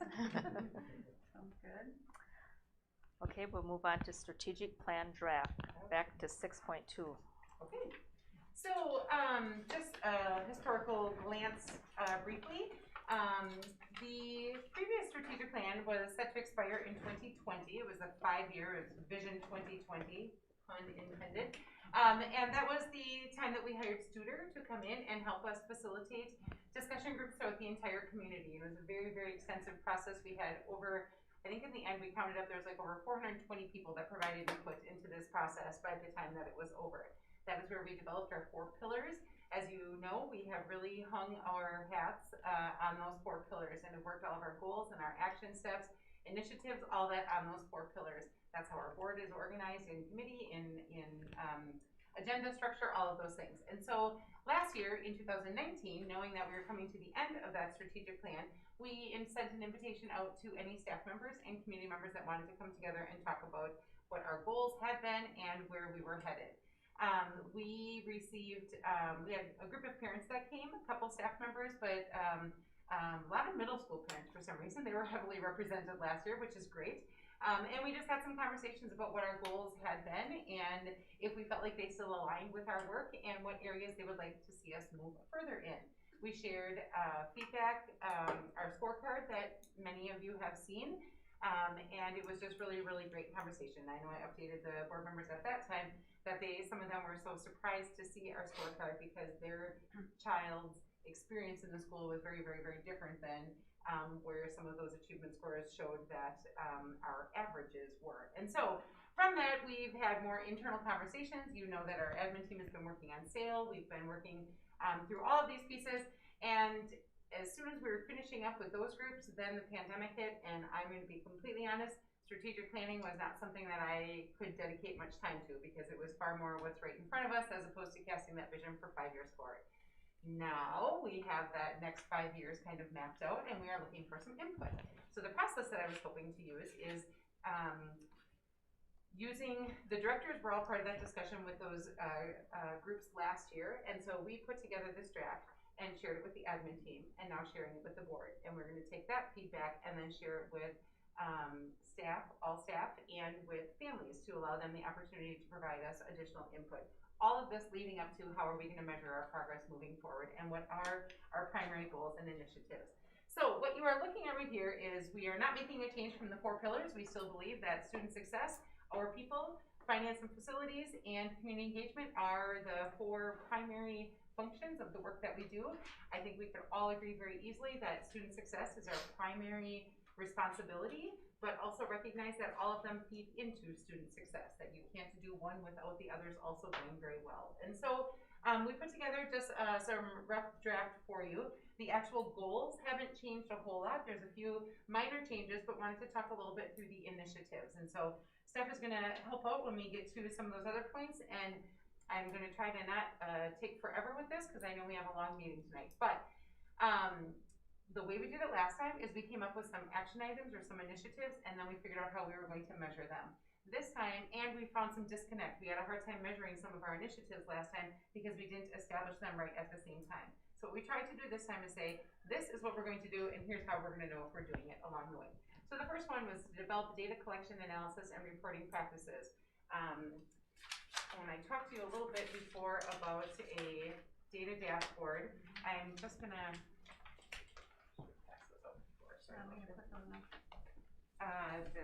no, there's none.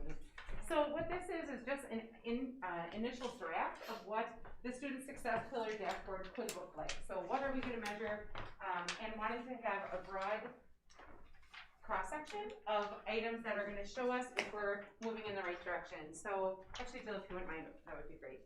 I want to call your attention real briefly to the coloring on this draft. There are some that are green and there are some that are red. That's lagging and leading measures. And this was another thing that we did not do the last time we did our strategic planning measure. Just so we're all speaking the same language, there are some indicators that just take a long time. You can do a lot of things really well for a long time before you finally start to see some movement on some of the bigger picture items. And so last time we had all lagging measures when it comes to student success. And so like we measured our forward exam. We take that test one time in spring and we don't know the results till fall. That's not very actionable data. We can't really make a plan around that we'll be able to measure our progress throughout the year. So we worked really hard this time to identify some leading measures. And so what we drafted here, and we just did our large teacher leadership team meeting last Wednesday, and they also helped to generate some ideas. They're not reflected here yet, but we will certainly work on that. So the kids have to be there more often if they're going to, a leading measure would be attendance, a leading measure would be discipline referrals, a leading measure would be self-efficacy. How do they feel about their ability to conquer the work in front of them? All of those things in green, we're saying if we see progress on all those pieces in green, the red, the lagging measures, are going to also gain some traction. The beautiful part about all of the green, we can collect that 3 times a year so that if we're not seeing any positive movement in that area, we can change our action plan to do something different, as opposed to waiting for those lagging measures to move, and then we've got another whole year before we really are able to reevaluate that. The dashboard idea is that for this, our 100-day plan is that the admin team, we're gonna work really hard on a district dashboard, knowing that as we move forward to the next 100-day, we expect each building to have a dashboard of high leverage data points for them. Hoping that then each PLC team has a dashboard. The whole idea is to keep scaffolding this regular cycles of inquiry. Every 100 days, what can we measure that shows we're on the right track? And if we're moving in the right direction, fantastic, let's do more of that, as opposed to, we just spent 100 days doing this and we've not gained any traction from it. There's no movement, and so we better reevaluate our process moving forward. So does this idea make sense to you of a data dashboard? The lagging and the leading measures, trying to find things that we can measure that are easy, because we don't have a data analyst on staff. We don't have, any of those pieces. This has got to be stuff that's available to us, and then be disciplined enough to collect it and monitor it on the basis here. You can see that sometimes it is collected 3 times a year. Sometimes it's 1 time a year. Definitely the lagging ones are the 1 time a year. But then you can also see the audience for analysis. One of the things that is on here that's a significant change from data that we've collected in the past, you can see a couple surveys. So a teacher self-efficacy survey. We had some great conversation last week about teachers' mindsets in terms of are all kids capable of learning at high levels? And a PLC, we put a lot of our eggs in the PLC basket for very, very good reasons. The more we can create high-functioning teams of teachers working together, we know the student outcomes are going to come. And so they need to have trust on those teams. They need to be risk takers, all of those things. And so we're going to start to measure that. We're also going to use student perception data on this, their thoughts on their abilities, on what structures are in place to support all of those things. So all of those leading measures leading up to those lagging measures that we would be monitoring. And not all of them are for full public consumption. Down in that last column, audience for analysis, using it appropriately with the teams that need to see it at the time. So if you want to go back to that strategic plan draft, all of that work kind of is that first initiative. And so the reason that you're seeing one now, this would be a district-wide dashboard. This is a 5-year strategic plan. By the end of those 5 years, we would expect that scaffolding from the district to the building, to the PLC team, to the classroom, to the student, that whole scaffolding of what are some high-leverage data points that we can use to monitor on cycles of inquiry, so shorter time frames, to see if we're making progress. Does that make sense? The second one is to develop the professional learning communities. Again, we've done conversations about this for many, many, many years, that creating high-functioning teams that are interdependent in their work is the leverage that we need to start moving all students forward. The district has dedicated an awful lot of time and resources in terms of time with our Friday early releases during the regular year. In addition to our PLC leader trainings, we've got a PLC leader at every grade level and content area, and they meet for specific team facilitation meetings and strategies each month, and then they are then facilitators of those team meetings with either their grade level or their content area. The last one is ongoing professional development, to talk about some research-based instructional strategies. And so Stephanie has a handout for you, and she's going to talk through. For years, we've talked about research-based strategies and how we make sure that they're being used in the classroom. And so this is an outcome of our SAIL work as an admin team.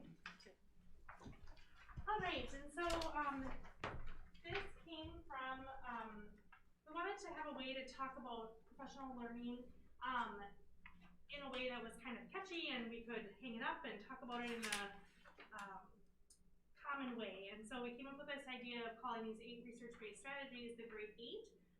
And so just to back up a little bit around the research, John Hattie and Bob Marzano have done a ton of research in education, and John Hattie did meta-analysis of a lot of educational studies, so he kind of compiled the work of the last 30, 40 years of educational research, and with that developed this, or shared this number report around effect size. So an average school year, a student, just for coming to school regularly and doing their work, not necessarily even to a proficient level, but just being in school, you should expect from a typical school year, from a typical student, about a 0.4 effect size of growth for just a typical school year. And so if students are behind and we know we need to close gaps, we need to use strategies that are research-based to close those gaps faster. And so when we look at the effect size of some of these strategies that are listed here, they are clearly over the 0.4. Some of them are double that or triple that in some cases. And so we read, 5 years ago, we read John Hattie's book, Visible Learning for Teachers, that really talked hard about the research behind these. We've done a lot of professional development around these strategies. But one of the pieces that we haven't done in the past, we've talked a lot about what it looks like, giving lots of examples, but then giving teachers direct feedback on, of those best practice strategies, what does that look like it done really well, and how is what's happening in your classroom comparative to what we've said is doing that very, very well. And so that is kind of the next step in our process, is to really articulate what that looks like. And so each of these 8, we had a group of teachers, as Dr. Stevenson was talking about before, that gathered recently. They started working on some rubrics to really outline what does it look like if you're doing overt instruction well. And so at a beginning level, at a developing level, and at a sustaining level, what do those things look like? And so our long-term plan for that is that then we give those rubrics to teachers, have them self-assess what they kind of think, where they think that they're at as a measure. And then we would also do some organized classroom visits. Some institutions call them an audit, where you just have independent people come in and they don't live in that classroom regularly, and they just sit down and look at the rubric and give people a score and move on to the next classroom. And so we would do that on an annual basis as well, so that we were getting 2 different kinds of data around the same thing, that self-perception, and then just some outside feedback as well. And so one of the pieces, as we talk about these strategies, you can kind of see some of them there on your handout. These are broad kinds of strategies. Best practices, when you think about those, really should be things that overt instruction, that being explicit in your teaching through modeling and demonstration, is something that you can do at a kindergarten level and an 8th grade level. And so it certainly looks different, and we have different examples of those pieces, but that is a research-based strategy that will gain a year and a half as opposed to just a year if you use it regularly. And so, but within that overt instruction, we will be able to lay out what are some of the pieces you should have in place. I mentioned modeling and demonstration, but there's a lot of ways to do that. And so as we talk with teachers about that, it's important for them to know you still have a lot of autonomy and choice of how you get at this, but this is the best path to choose. One of these 8 on a pretty regular basis should be embedded in what you're doing in your classroom. And so we talk a lot about clarity is kind, and so this is our effort to really be explicit about what does that good teaching look like. And then we can also plot a course towards how can we support people that might not be there quite yet, and how can we celebrate people and have them mentor others that are doing it very well. And you notice in the data dashboard, we talked about self-efficacy, measuring our students' self-efficacy and our teachers. Notice the effect size, and it doesn't take rocket science why we started with self-efficacy, because that's a 1.57 multiplier. And so that really has been our means to get at that. We have teachers who are doing these 8 strategies fantastically. We have teachers who are sampling new things every day to try to work towards these. Our hope was, with so many possibilities, that we'd be able to say our professional learning is going to be around these 8 strategies. And as Stephanie said, they're not going to look the same in every classroom, and that's absolutely okay. But using high leverage strategies that are research based to move the needle further than the 0.4 is how we begin to really attack closing those gaps that we have.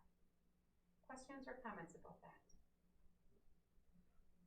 When you say you read this book, is that the admin or the whole district, or how did Great you? question.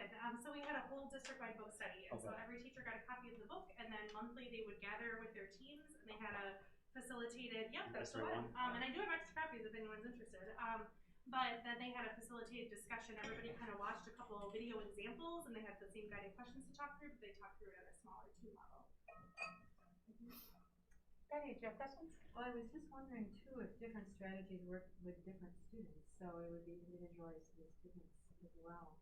For sure, for sure. And so that's the other reason why we zeroed in on self-advocacy this year, but we wanted to start talking about the whole package of strategies, because you're absolutely right. One particular year, you might need to have a whole structure of multiple exposures for a particular group of students, and then the next year you might not lean on that as heavily, and you might lean on some of the others. And so absolutely, we want this to kind of be, in our past strategic plan, we talked about creating a digital playbook, and so, or not digital, a teacher instructional playbook, excuse me. And so this is really what that has grown into, so that teachers have kind of that menu, but we know that everything on that menu is high leverage, research-based, so there's that clarity. And so when principals are doing observations and giving feedback, they give feedback around the strategies that we know are the highest leverage at improving outcomes for kids. And so it really is that idea of, if we all start speaking the same language around these 8 strategies, it helps to provide a little bit more focus and everybody moving in the same direction. So, other questions around that? I promise that was the largest of the 4 pillars, so don't feel like we're going to have a dialogue on all of them. Appropriately so, the student success pillar is the longest one. So the next one is the Our People pillar. Oh, and it's cut off weird, sorry about that. But it talks about, we have a reputation of excellence that helps attract and retain high quality staff. Staff feels valued, engaged, and provided opportunities for growth and are empowered to contribute to our district's mission. So really our measurement tools for that are all about our staff feedback surveys. But something that we were very intentional about in our last 5-year strategic plan, it was to share distributed leadership and try to grow leaders throughout the organization. And so this time we wanted to be very intentional about asking questions about that. And so some of the staff survey questions that you see there is, I'm aware of our building goals, the action steps we're taking to accomplish them, and then what my role is. We feel like that self-efficacy piece is important, that if they don't know what we're working towards, it's easy to feel disconnected from the heavy lifting of that work. I'll go further and say that sometimes when we measure so carefully our math achievement and our English achievement, science, because those are all on the test, I might be a tech ed teacher and I feel like, oh, I don't do that work because I don't teach one of those core areas. Our intention is that when we're talking about self-efficacy, we're talking about community building, all of that, every single staff member should feel invested in that work. And so the next is I'm asked for input on building decisions, and then the next is I feel my input is heard, even if the ultimate decision is not what I preferred. In the past, when we've done our People survey, we've gotten some feedback that people get confused if they're answering the question for their building or for the district because they believe their answers would be different depending on that. And so we decided, let's stop the confusion, just ask them both ways. So I feel I can provide input on district decisions, and my feedback is heard even if the ultimate decision doesn't go the way that I had advocated for. So then we're also going to maintain the questions. I feel valued for the work that I do. How would you rate the overall climate? Those we really feel are also high leverage questions.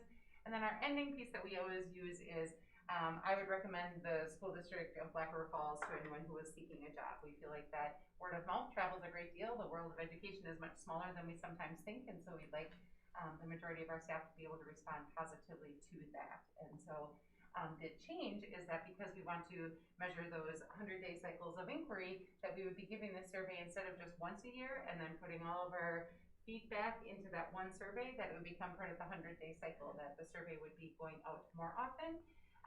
And hopefully if staff start to see changes in actions because of their feedback, they will not get survey fatigue and stop providing the input, is our hope, that if we share the data quite freely that they would stay engaged and continue to take it. Community engagement, you're going to notice a difference in some of the family survey questions that we're interested in asking there.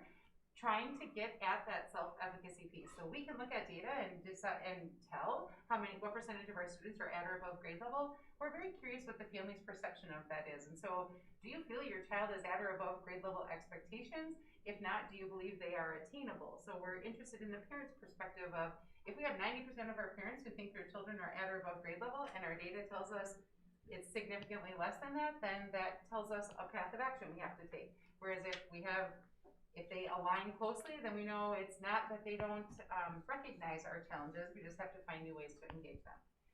We also are going to ask them, do you feel your student can get the assistance they need when challenged with an academic problem? We're also going to ask that same question, do you believe your student can get the assistance they need when faced with a behavioral or social emotional problem?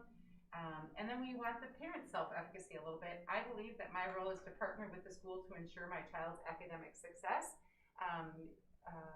I think that question will feel a little bit different this year after the virtual school, because they're going to be like, that's your job.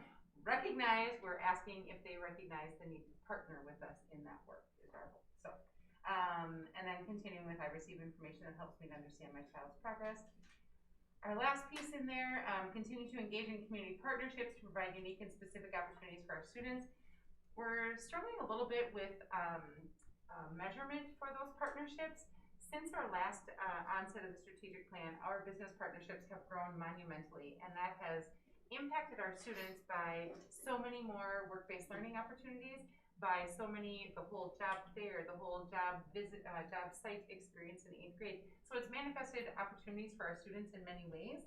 We're not quite sure what the best way is to measure growth in that, because just tallying businesses, that doesn't feel actionable. That doesn't feel like it's going to net us a lot of great information, but we definitely will still measure our community engagement by that survey from families about, I would recommend the school district of Black River Falls to other families. So we need more work on how to measure the growth of our partnerships. Finance and facilities, the last of the pillars. Again, talking about transparent, efficient, and effective use of our resources, making sure that it all cycles back to inspiring excellence in all that we do. And so the first initiative under that is something that we as an admin team are working on, and we shared it a little bit last year, that government-funded accounting, trying hard to make sure that our resources align with our pillars, where whichever pillar is underperforming, that is where we would allocate our resources to. But that means that us as a leadership team, whenever we make a budget recommendation, you as board members should be able to say to us, how are we going to know if this expenditure is giving us the outcomes that we were looking for, and how often are we going to revisit that conversation? Because we all know that each year we look at that budget and we administratively have conversations over reprioritization, but as a board, you see what we're asking you to do differently, and sometimes we lose track of when we've stopped doing something else or what that analysis was. So that is more of a leadership practice that we will do. And then staff survey for the district operations, when staff's perception of, do they have the resources they need to do their work, and do they feel that the process is transparent enough for their input?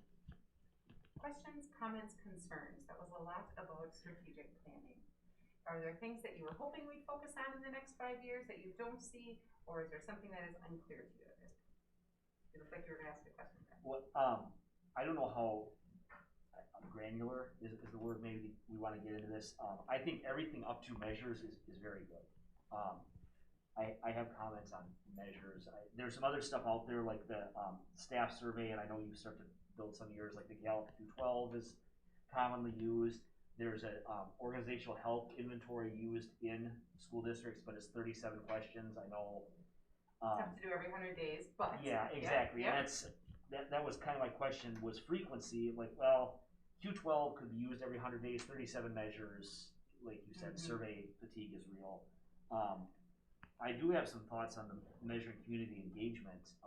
We could ask how many times families have been involved with things like, I noted that the career fair, in this school year I have attended, and then list a sporting event, a choral event, a band event. Let's see, I'm trying to find my other notes here. Yeah, and we definitely, so our old parent survey, it said, I am engaged in my child's learning through the following ways, and they got to click whether they went to parent-teacher conferences, whether they reach out to their child's teacher, whether they attend sporting events, so that is something that we've asked. Sometimes our surveys have more questions than we tie directly to this measurement, but that doesn't have to be, it's really what are gonna be the high leverage points that we know that we're making a difference or not, so. And then another one, so on it's similar on the community engagement, the family survey specifically, and the student success. So, do you feel your student can get assistance when they need? And then I think we should also mirror that on the student one. You know where to get help. You know where to get assistance when you need. I just think we should mirror that, because I think that'd be an interesting data point to see, do the parents feel that their children can find that, and do the children feel like they can find that? Is there agreement between what we exactly. understand? Yep. Thank you. And then one last thing, and I think I'm done.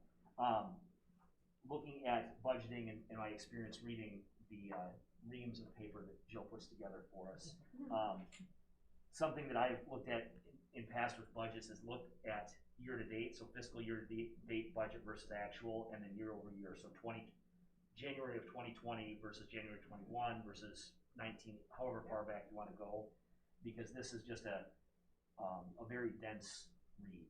And I feel like that would help me personally anyways, and I don't know how hard that is for you to produce. We landed here based off of a conversation with the whole board, what do you want to see each month? And so if that is something that we would like to, so in the past, Jill printed several. I think what he's referring to first is the check summary. It's just that. Okay. Not necessarily those 4 reports that I put in there. Okay. Yeah, I think right. that's. The one is the check summary that has all the invoices and the check Right, numbers. yep. Yeah. I just, I don't have a good feel, and maybe it's because I'm new here. I don't have a good feel of what we are spending every month versus, I don't know how smooth our expenditures are. I'm assuming we consume the majority of our budget over 9 months. Yes. Or more strongly over 9 months than the remaining 3. It's actually still 12 months, because by the time we get to June, that's our end of our fiscal year, and we still expend pay for July and August, so it trails. But as I was just showing Patty before the meeting started, in that expenditure report, it shows it's just for this year, and I get what you're saying to compare it to last year, and we certainly can talk about that. But it shows this year's budget, it shows this month or last month's expenditures, it shows year to date. And then in the very last column, it shows percent fiscal year. So that's what percent of the budget we've spent so far this year. Okay. So if you see that very last column, so that is kind of getting to what you're talking about, but it's not comparing from year to year necessarily. Is there some way to put that in a spot so it just is right there? I don't know how else to say that, but I was just looking for what you showed me here. So it's on the expenditure report. So each month I prepare 4 reports: expenditure, revenue, balance sheet, and then the cash receipts. The cash receipts is like the check summary, it's just a detail of what we've deposited for the month. But the expenditure report is what I was just talking about. And that's not in here, is it in this packet? It's not in the printed packet, but it's in your packet. Okay, good. All right. And that does help me. Okay. I didn't understand what that percent was. That was actually another question. That's the fiscal year percent spent, yeah. Any questions on the strategic plan? So I don't even know if this is what a strategic plan does, really. But the question I had too was in community engagement. And when it says initiatives, we want to do those things, but how do we do them, I guess? And then we ask the survey to see if we're doing them. But the how is, am I correct in assuming there's not supposed to be a how in there? So, yes and no. So this is the strategic plan. If you look at the posters we have, this is what is, all over the place. And then, once we agree on what those initiatives are, is this the important work that we should focus on for the next 5 years? Then there's an action plan that we work together on. How do we get there? And so if you recall, it's been a while since we looked at those because we were at the 5th year of the last one. but then there's year one, here's the steps we're gonna take, year two, here's the steps we're gonna take, here's year three, And that's so. a separate piece of this. Correct, because it gets super wordy, and so Right, this, right. we want something that we can communicate easily, and people can see that, and so, just as a point of reference to you, I had that sheet in there with the vision, values, and whatever, Living there, yep. so when, the value sheet is definitely something we worked on, this, we tried to package the strategic plan in a couple different ways last time, so the vision and values, and then these were just the goals. And so these are the big things that are in everybody's office, and this page, you have to pull it up, Jill, it's okay.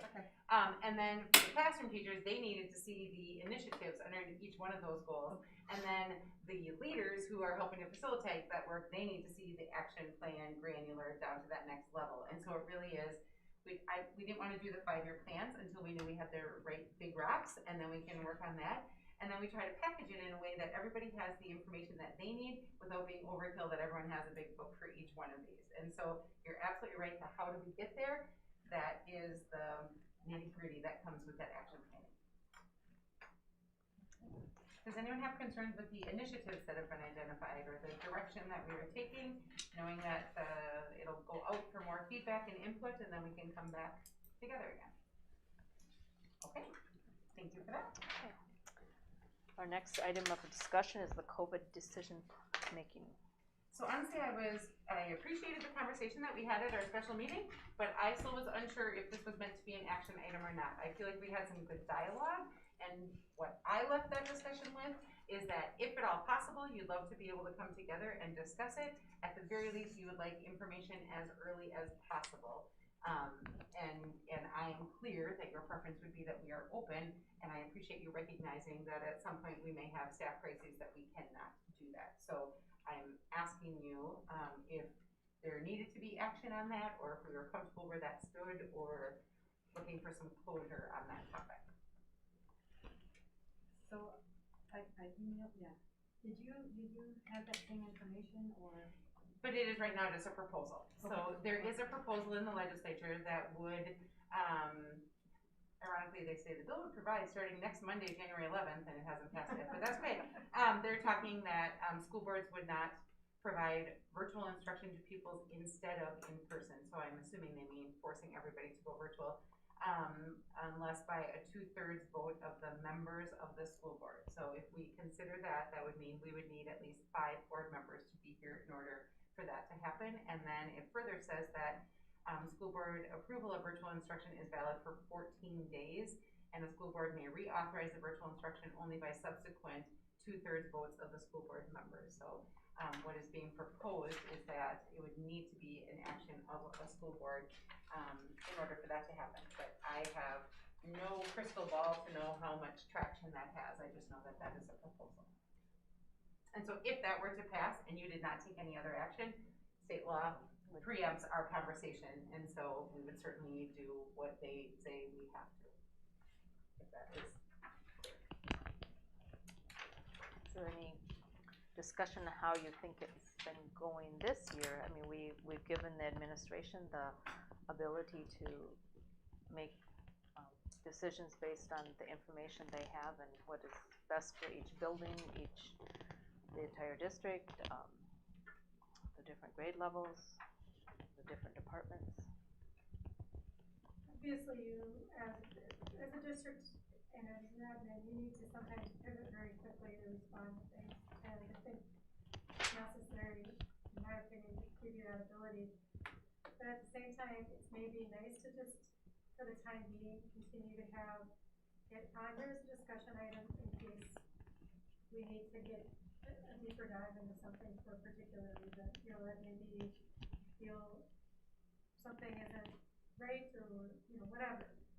Just in case we need to have a more in-depth discussion in regards to this. I appreciate the communication alerts that you send out at a very, the last minute. Sometimes a decision has to be made, like Amy said, and it's just nice to be in the loop, so it doesn't surprise us for someone to say something about the school and we haven't been informed about it, or to read it in the paper or something before. So I like that. Share something.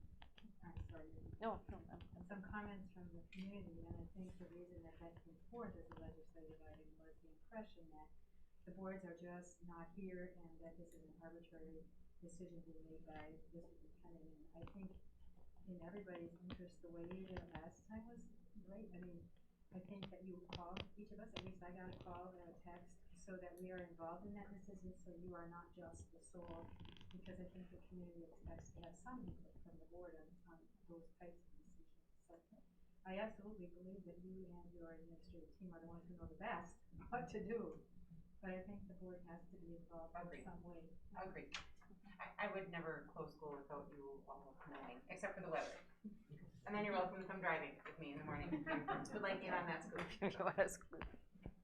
I appreciate it. I just was unsure where we stood. If you want it on every month, we can keep it on every month, but I just need you to let me know ahead of time what additional information you're looking for from me when it's on there. So otherwise I will just continue and you let me know what data you're looking for.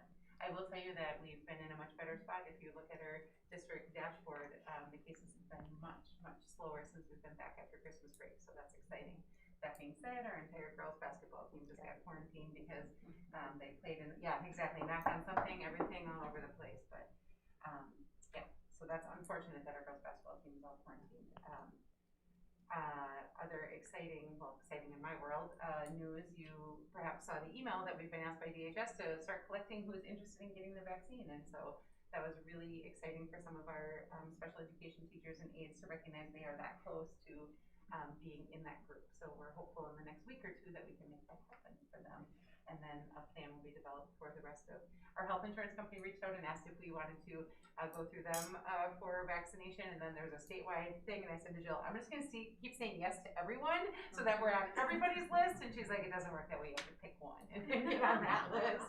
As opposed to everyone calling and say, how about today? And I say, yes, we're ready. Anyway. Any more discussion on COVID decision making? Okay. Employment recommendations, 7.2. So you saw our choir director, but there's more good news. They have 3 interviews scheduled for this week, right, Mr. Nortman, for your choir? 3 interviews scheduled for this week, and so there's several December graduates from local universities who have applied. The individual, Mr. Erickson, worked for us for a day and a little bit, and it was not a negative interaction here. It was some personal health issues that needed to be taken care of. And so Dan was incredibly supportive and helpful, and when I talked to Mr. Erickson, he couldn't say enough great things about how kind everyone was, understanding that he left us in a really difficult position. So that is good. So, yes. Any questions on the employment recommendations? Hearing none, is there a motion to approve? I'll make that motion. Second. Thank you. All in favor say aye. Aye. Opposed? Okay, motion carried. Open enrollment class determination. So this is our annual responsibility that if we are to accept open enrollment students throughout the year, we have to first determine if we have the space in order to do that. And so obviously we always try to accommodate open enrollment students when we can, because that is additional revenue for the district. And so that is our hope. However, it does not always happen. So what you're looking at here is you can see K3 ratios of 20 to 1 or under. We try very hard to keep our numbers at 20 or under, meaning if we had 20 in every classroom and a student wanted to open enroll in, we would likely say that there's no room at the inn, and we would not.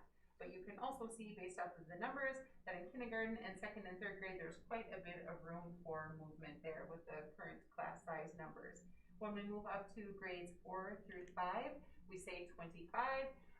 That being said, I just want to be clear that if we have 26 in each classroom and they're all resident students, that does not necessarily mean that we would hire another teacher so that the class sizes stayed smaller. That's not an absolute. It is just if we already have 25 in each one of those classrooms, we are not likely to accept open enrollment students into those grade levels. At the high school, it becomes far easier because we can spread them out through their course selection. Some sections may be full, but they would be able to take other courses.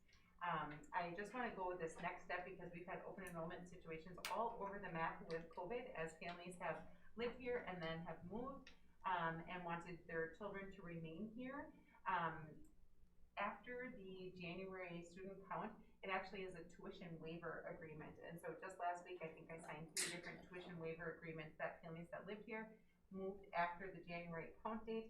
They are living someplace else and they are still attending our school virtually until the end of the school year. And then I am very concerned about getting all of our devices back because one of them went out of state. And so we'll be all over that and work on that. But the only way that we can not approve, like if somebody is attending our district through open enrollment and they are just completely disengaged, at the end of a period, so a trimester, a semester, or a year, we can revoke that open enrollment based off of truancy. But truancy is really the only means that we have to not allow somebody to open enroll in. The parent gets to check a box that says it's in the best interest of my student to attend this district. And so we say, okay, and we allow that to happen. So this is the regular ed, but if you could go to the special education, that is a little bit trickier. Because we have such a fantastic special education staff, we often get people who want to transfer into our district for special education. And so what you are looking at below is basically there is no room at the inn. However, we cannot just say that we will not accept any students with an IEP. What we have to do is we have to go as far as to request that IEP from the previous district. We bring it in, Tammy looks at it, works with the building principal to see if we can absorb the services that child needs without needing to hire any additional staff. And if we can do that, then we say yes. If we can't do that, that we would need another aide or we would need some additional resources, then we can say, no, we didn't have any room. Those can be, what can I think of the word, appealed to the DPI, that they really do have room, they just didn't want to take on another special education student, and it kicks in a whole process of review and all of that stuff. So what I am asking for your approval in is the guidelines of the 20-to-1, the K3, 4-5, the 25-to-1, and then the 6, 7, 8, 28-to-1, and that there is no current open seats in special education.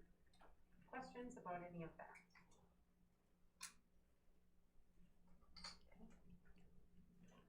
Okay, is there a motion to approve the open enrollment class size determination? I'll second. All in favor say aye. Aye. Opposed? Motion carried. Thank you. Shelley, just one question. Traditionally, how many students have we open enrolled? We are a net loser in the open enrollment game, as are about 50% of schools in the state, and that fluctuates a great deal depending. I would say we were at like a 3-to-1 ratio for a while. I don't remember the most recent ratio, but that is something that we've tracked on our scorecard, is our ratio of kids in to out. Okay. Next on the agenda is the monthly expenditures. You had those in your packet. We've discussed a little bit on that. Does anyone have any questions on that? Okay, is there a motion to approve? Thank you. Thank you. All in favor say aye. Aye. Opposed? Okay, monthly expenditures approved. Facility project update discussion. All right, I just have 2 quick things for you. The first is I wanted to let the board know that we decided that we were going to work with Upper 90 again. If you recall, they are the ones that did our energy efficiency project with us. So they do something called commissioning of the new equipment or a new building. And Jill, Kent, and I were a little bit hesitant at first, like, well, we're already paying somebody to put it in. Why do we have to pay somebody else to commission it? And so we kind of said, show us your value. And so they brought their people and they went through Red Creek because that's a relatively new system. And the number of items that they found that are just absolute minutia that our people would never have known to look for, like something that in the specs called for the occupant sensing to not just do lights, but to also do the HVAC that wasn't connected, and we didn't know that it was supposed to be, and just these minutia of details. There are many states who require a commissioning by law. Wisconsin is not one of those. Based on their test at Red Creek, they would be saving us money starting like the 3rd year based off of the energy savings. After that 1st year, that was enough proof for us that we we decided we were going to work with them to commission, because if you think about the number of HVAC in this project, it's the high school, it's the middle school, and it's forestry. So a lot of HVAC stuff, and that will be built into the referendum cost. So it is not out of our district funds, that will come out of the referendum budget. Just wanted you to know that. And then the next part is that the schematic design for the high school boiler work has been sent to Myron for those cost estimates. And that's that last step before we're able to go out to bid, so that hopefully that project gets to start this summer. And the design teams keep rocking and rolling. They've got some new technology that they show you, like 3D images. It's all in white, but it looks like you're actually walking right through the space. It was very neat, and they promise by next month you get to see some of those. Thank you. Next is second reading of the cum laude policy. We saw that last month, and no one had any questions or comments on that. Is there a motion to approve that? I'm just gonna offer one thing. There was a slight change in the actual policy. It gets messy because it talks about like by January 2021, what we really want to change the language to, we can get rid of the rest of that stuff, but just say Laude point calculation will happen at the penultimate term, so one term before the end. So whether we're in semester or trimester or however we are configuring, the policy will still stay the same. Before the last term is when those cum laude points will be established. So with your approval, I would make that change. I was reading through that and just had a question. When you're doing like the salutatory and valedictorian, how is that affected by this, or is that not something that we do anymore? It is affected, and it is in the rule is where it talks about that there wouldn't be the valedictorian. Let me read quick. I'm sorry, I don't want to misspeak.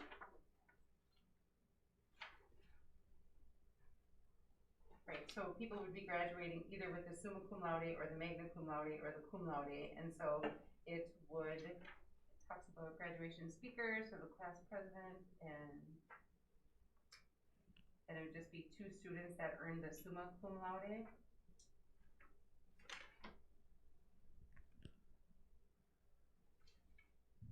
I read it somewhere, Patty.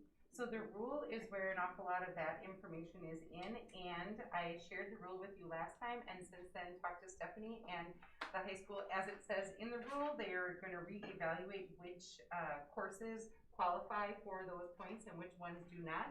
They're in the middle of that review now, and so I'm bringing you the policy to update. The rule does not need board approval, but I assume that that was something that you would be interested in seeing as they continue to modify that, and so Libby Sicard at the high school is working through with a team of people to identify those courses. So that rule will be coming back to you, and I'll make sure I have that detail, because I really thought I read it, but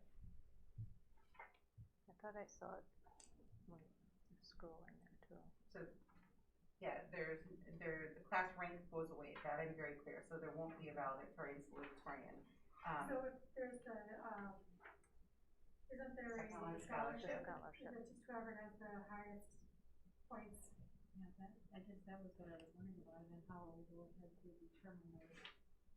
So Mr. Chambers is Well, even if we don't answer, no. Yeah. I know I saw it somewhere. I'm just not seeing it here. I'm sorry about that, but I will get that. And that is part of the rule that we can look at. But then about a transfer student, if a transfer student transfers in, then they can't take part in the ranking.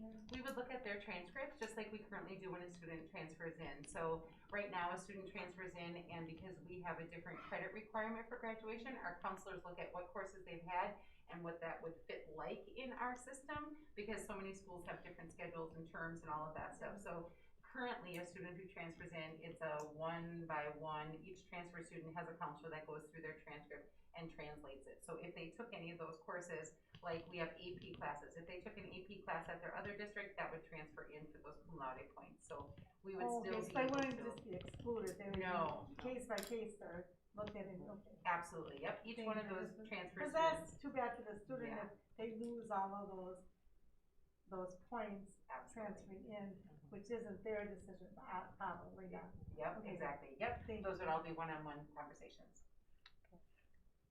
I'm noticing that on the last page of this PDF, it references semester, not trimester or term. You might want to. So I started to do it, and then they said we're redoing the whole rule. I said okay, I'm done. So I left the rule alone. Yeah, I know it's nitpicking, but I happened to notice that. So. Okay.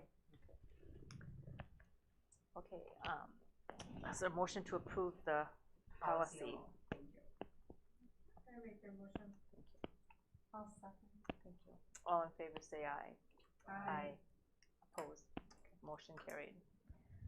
Meeting minutes, any changes or additions or corrections on those? Okay, hearing none, is there a motion to approve? Make the motion. Thank you. Patty seconds, okay. All in favor say aye. Aye. Opposed? Motion carried. Administration report. Okay, and so per our last conversation at board development, we decided that each of the buildings were not going to give a report each month. This meeting, there was an awful lot of big stuff, that strategic plan plus those other processes we knew would be close on time. I apologize that I do have a couple items I need to go through, but they will also be added to your packet after the fact. So the first is I've included the annual report from Head Start. Really, we don't do anything with it, but they sent it to me and thought it might be interesting to you because we do partner with Head Start in our 4K work. And then I wanted to tell you that our conversations with the Ho-Chunk Nation have really taken on some fast tracks, and we're pretty excited about it. Reaching out with, I called the groups the movers and shakers, and in 2 meetings time, beginning with Wednesday, January 27th, they're going to allow us to open the D1 Community Center, and that building has been shut since March, and it's going to be jointly staffed between School District of Black River Falls staff and some from the nation, and it'll be sign-up only. Right now we're targeting high school because if you remember, high school is the all virtual day on Wednesdays, and so some of our high school staff will go out to the D1 Center and do their live teaching from out there and then be available for support in talking to Mr. Chambers and Mr. Stahlheim. We're going to look specifically, English was a highly failed course. We're going to make sure we have an English teacher out there, make sure we have a math teacher out there. Jill's going to work with transportation to see if we, not door-to-door pickup, but could we do some pickup spots, like maybe by Maplewood Apartments, by the Mission, by Sam Pillow, so that we can get some help. We are pretty confident that we'll be able to staff it and build the structure. We were very concerned about getting families willing to come, and so it's been a great conversation that they are interested in Nihoma, who is their Executive Director of Education, and myself doing some joint messaging about the importance of education. Their Department of DHS, Human Services, they are doing individual phone calls. Their Johnson O'Malley parent group is doing individual phone calls, the Title VII PAC group. So there's a lot of support on their end to make this happen, and so we're really excited. And then in the evenings on Wednesday, it's going to be a drop-in internet cafe, and Mr. Nortman was really advocating hard for that to be available for middle school students who are also not on target. And so I just had a couple staff members call today asking if they could be the ones to go out there, that they would volunteer. Our Title VI grant that we get from the federal government, we have always contracted with youth services staff. That's how we've gotten the tutors into our schools every other year. Youth services staff has not been working this year, so we obviously haven't paid them.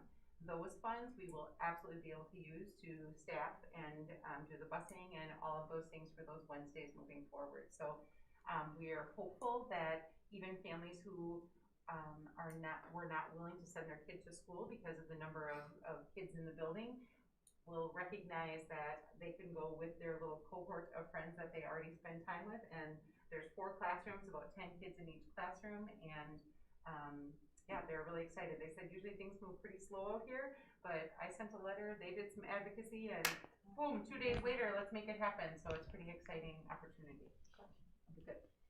If you're interested in heading out there on a Wednesday, you could certainly do that. We can talk about that. Next, I wanted to offer our career advancement and stipend guide. That is our teacher salary book and how our teachers are paid. That was jointly created with a team of staff and administration. Probably, I was trying to think, I think 2014 or 15 was the first year. And one time we've invited anybody that's interested to come and re-talk about it, because if you recall, ours is a little bit unique in that you take a much smaller increase for 2 years, and on the 3rd year there's a larger increase, and there was strategy and conversation about it at that time, but there is an interest in re-engaging that conversation. So I am wondering if the board would like to have a representative on that committee throughout, or if you would rather just hear the feedback from us at the end.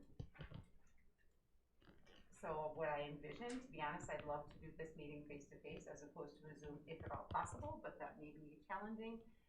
If there's a board member that certainly would be appropriate, I just wouldn't want multiple board members there because then that would feel different. Yeah. Is there somebody that wants to serve in that role or not, or?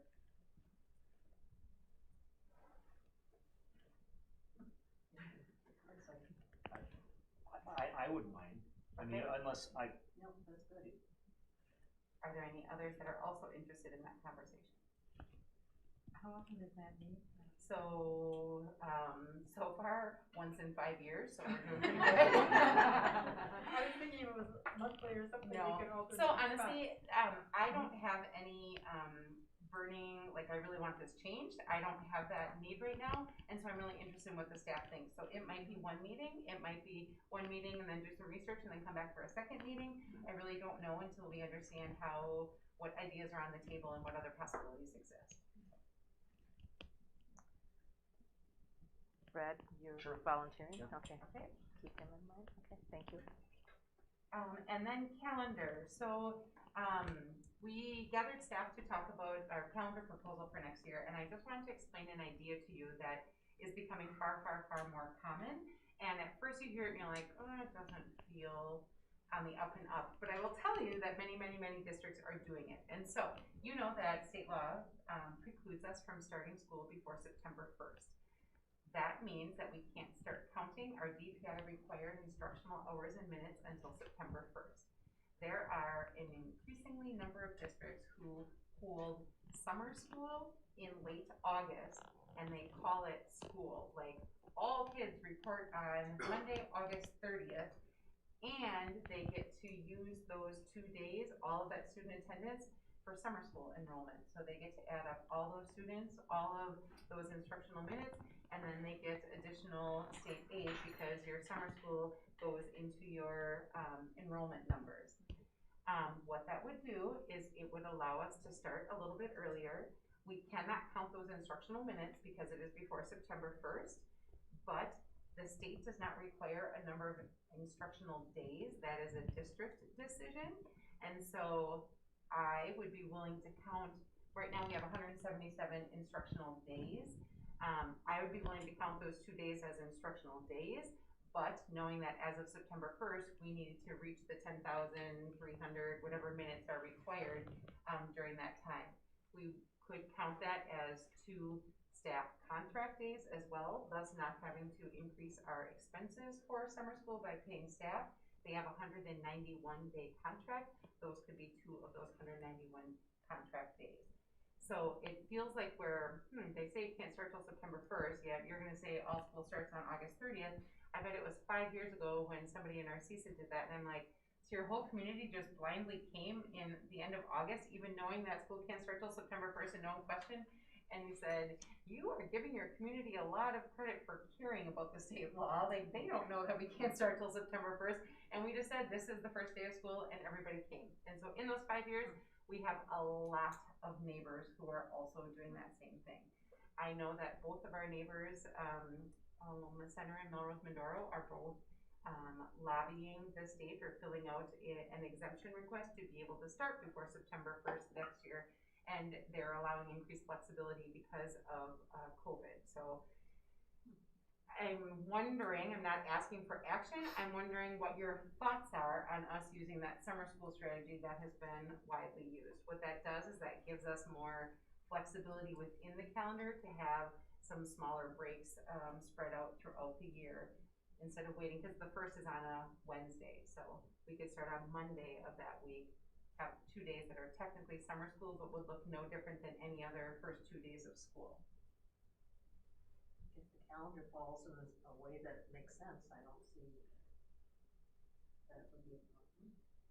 Yeah, really, would we decide this on a year-to-year basis? Yes. Okay. Because I agree with you, Mary Jo. If it's fact of, well, you're starting on a Monday instead of on a Wednesday because Yes. Of course, it's not Right, first like if, of all, we that wouldn't wanna feels go on different- Friday or something. It feels Yeah. different to me than asking them to come, you know, on a Thursday, Friday, and, Agreed. just because you wanna squeeze in a couple extra days. Exactly. And so the first is on a Wednesday. And so then that first week of school would be a 5-day week as opposed to a 3-day week is what we're proposing. How would the staff feel about a 5-day week? So what we're doing right now is creating 2 options, and then we'll have staff vote on it, just like we always have. Before I would give that group permission to move forward with an August 30th start, I said that I would check with the board and just see if there was a general agreement with sampling that. So my gut feeling is that we'll have one that starts on August 30th and one that starts on September 1st will be the 2 models that staff will get to vote from, is my guess. So if we do have people within the community who bring this up, how do we respond It to is this? summer school on those first 2 days, and they'll say, so I don't have to send my kid? No, I guess you wouldn't have to, but it's gonna be the first day activities that everybody else is going through. I asked that question 5 years ago, I'm like, really? And he's like, really? And now a lot of districts do it. I think with COVID, everybody'd be glad to send their kids. Yeah. I guess I would be more of the opinion to lobby for more time. I feel probably more trying to I know, it feels like we're- manipulate. It doesn't feel good to me, I'm sorry. That's okay, why I'm asking the question. Is exploiting a loophole in a way of what you're doing? We've run summer school before in August, so Right. it's just that idea that all kids would be expected to come. So DPI is aware of it, so I guess if it was grinding their gears, they'd pose up the opportunity, I don't know. You know, they could say no more summer school after August 15th Right. or Is it whatever. legislative action that dictates this, or is it just a DPI? It is legislature that says we can't start till September 1st, yeah. But I mean, as far as summer school, how that is applied, that's DPI action then, okay.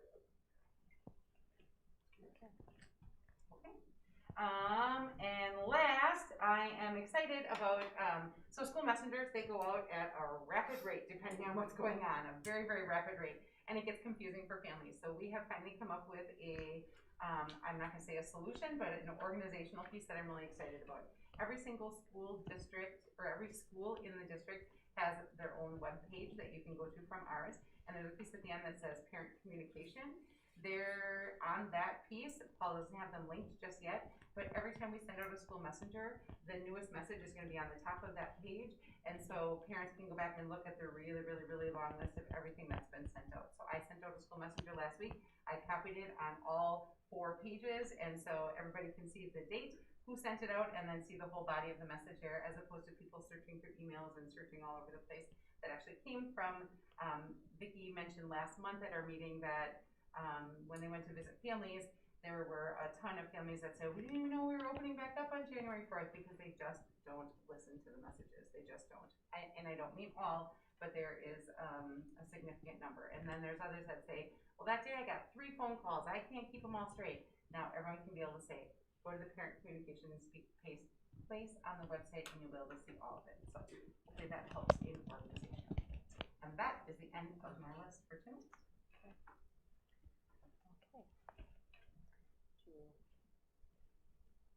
Now, did we decide that the We're not doing building reports. building reports, okay. I have nothing more for WASB other than the student equity piece of the conference was canceled, and we were having a student going to be participating in that. Just an update on that. We'll have them still do it at a equity symposium in the future. But conference workshop attendance, nothing. Okay. School board connection opportunities. Anybody? Does anyone want to talk about your share visits to anything? Watch Virtual School? Did She shared that last time. Oh, yeah. Well, I did. I went on Friday and I went to Red Creek, and I thought it was neat that the teachers, Red Creek, I think, has a great plan. They have designated teachers that do the virtual online, so that's what they're doing.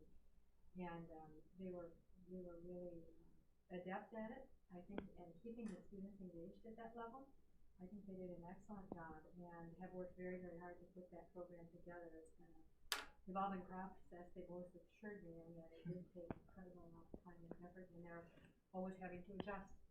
And I really think that it's great that they've been able to do that. At the high school, most teachers are doing a combination. They're teaching virtually and I think that's a skill in itself, where you're trying to engage these students and then make sure all of the, Zoom things are working or whatever application they're using. I know I went to 6 different classrooms up there. What I really appreciated was the willingness of the teachers to talk to me too about their experience and how that's been for them, and things that they felt worked and some that didn't. But the use of technology was incredible. People become very good at it. So we all agree some of those pieces probably will move forward even when we don't have. Absolutely. Because of our high numbers of enrollment doing the virtual, we were able to do that at the elementary level, and I agree, it is a difference maker. And we just can't find a way to allow our high school teachers to be able to do one or the other as opposed to having to do both at the same time. Some of the core classes that every kid has to take, we can do a virtual section of those, but kids have so many choices, and unless we're gonna make every virtual kid take the exact same classes, we haven't figured out a way to not have them have to do virtual and face-to-face at the same time, but it is a difference maker for sure. Yeah, it is. And I'll share a little bit. I have helped my grandkids, and they go to the Clark School District, and there they only do 45 minutes if they're doing virtual with 6 kids. So the teacher rotates through groups of children, and I didn't think that was nearly as effective as what we're doing here and the techniques that we're doing. Students online in the high school did participate in them. Excellent. Yeah. So it was a good day. It was a good day. Nobody was saying, wake up, you know. Any other school visits you wanted to share? Well, I went to Wendy Everson's kindergarten classroom for kindergarten, and she was just virtual. And I was so amazed how adept and those students were, so they knew exactly what to do. They were right with her. And she was just so amazing. She was just so calm, and one little cat was in the way, and the older sibling, she said, pulled the cat out of the picture, and the student left the scene for a little while, but she just eventually came back. And I mean, they're so amazing how well those kindergartners were doing. Yeah. And she was just so patient and calm. And good. Yeah, it was a very nice experience. That's great. The only thing I could share is on the standards-based grading, the 2 areas that we talked about this last week was discontinuing extra credit and then individual grades for group work. Those were the 2 areas we focused on this last time. Getting individual grades for group work? Getting individual grades for group work. That's interesting. They're not going to have extra credit anymore? No. The idea is if you've shown proficiency on the standards, then you've gotten the highest mark. If you show that you don't know the skills, but you do extra stuff, that doesn't mean that you should get credit for knowing the skills. So many kids that just want to keep getting points that they're doing all this extra stuff, but made a fancier cover for mine. I put it in a nice binder, but I still don't know my stuff. So.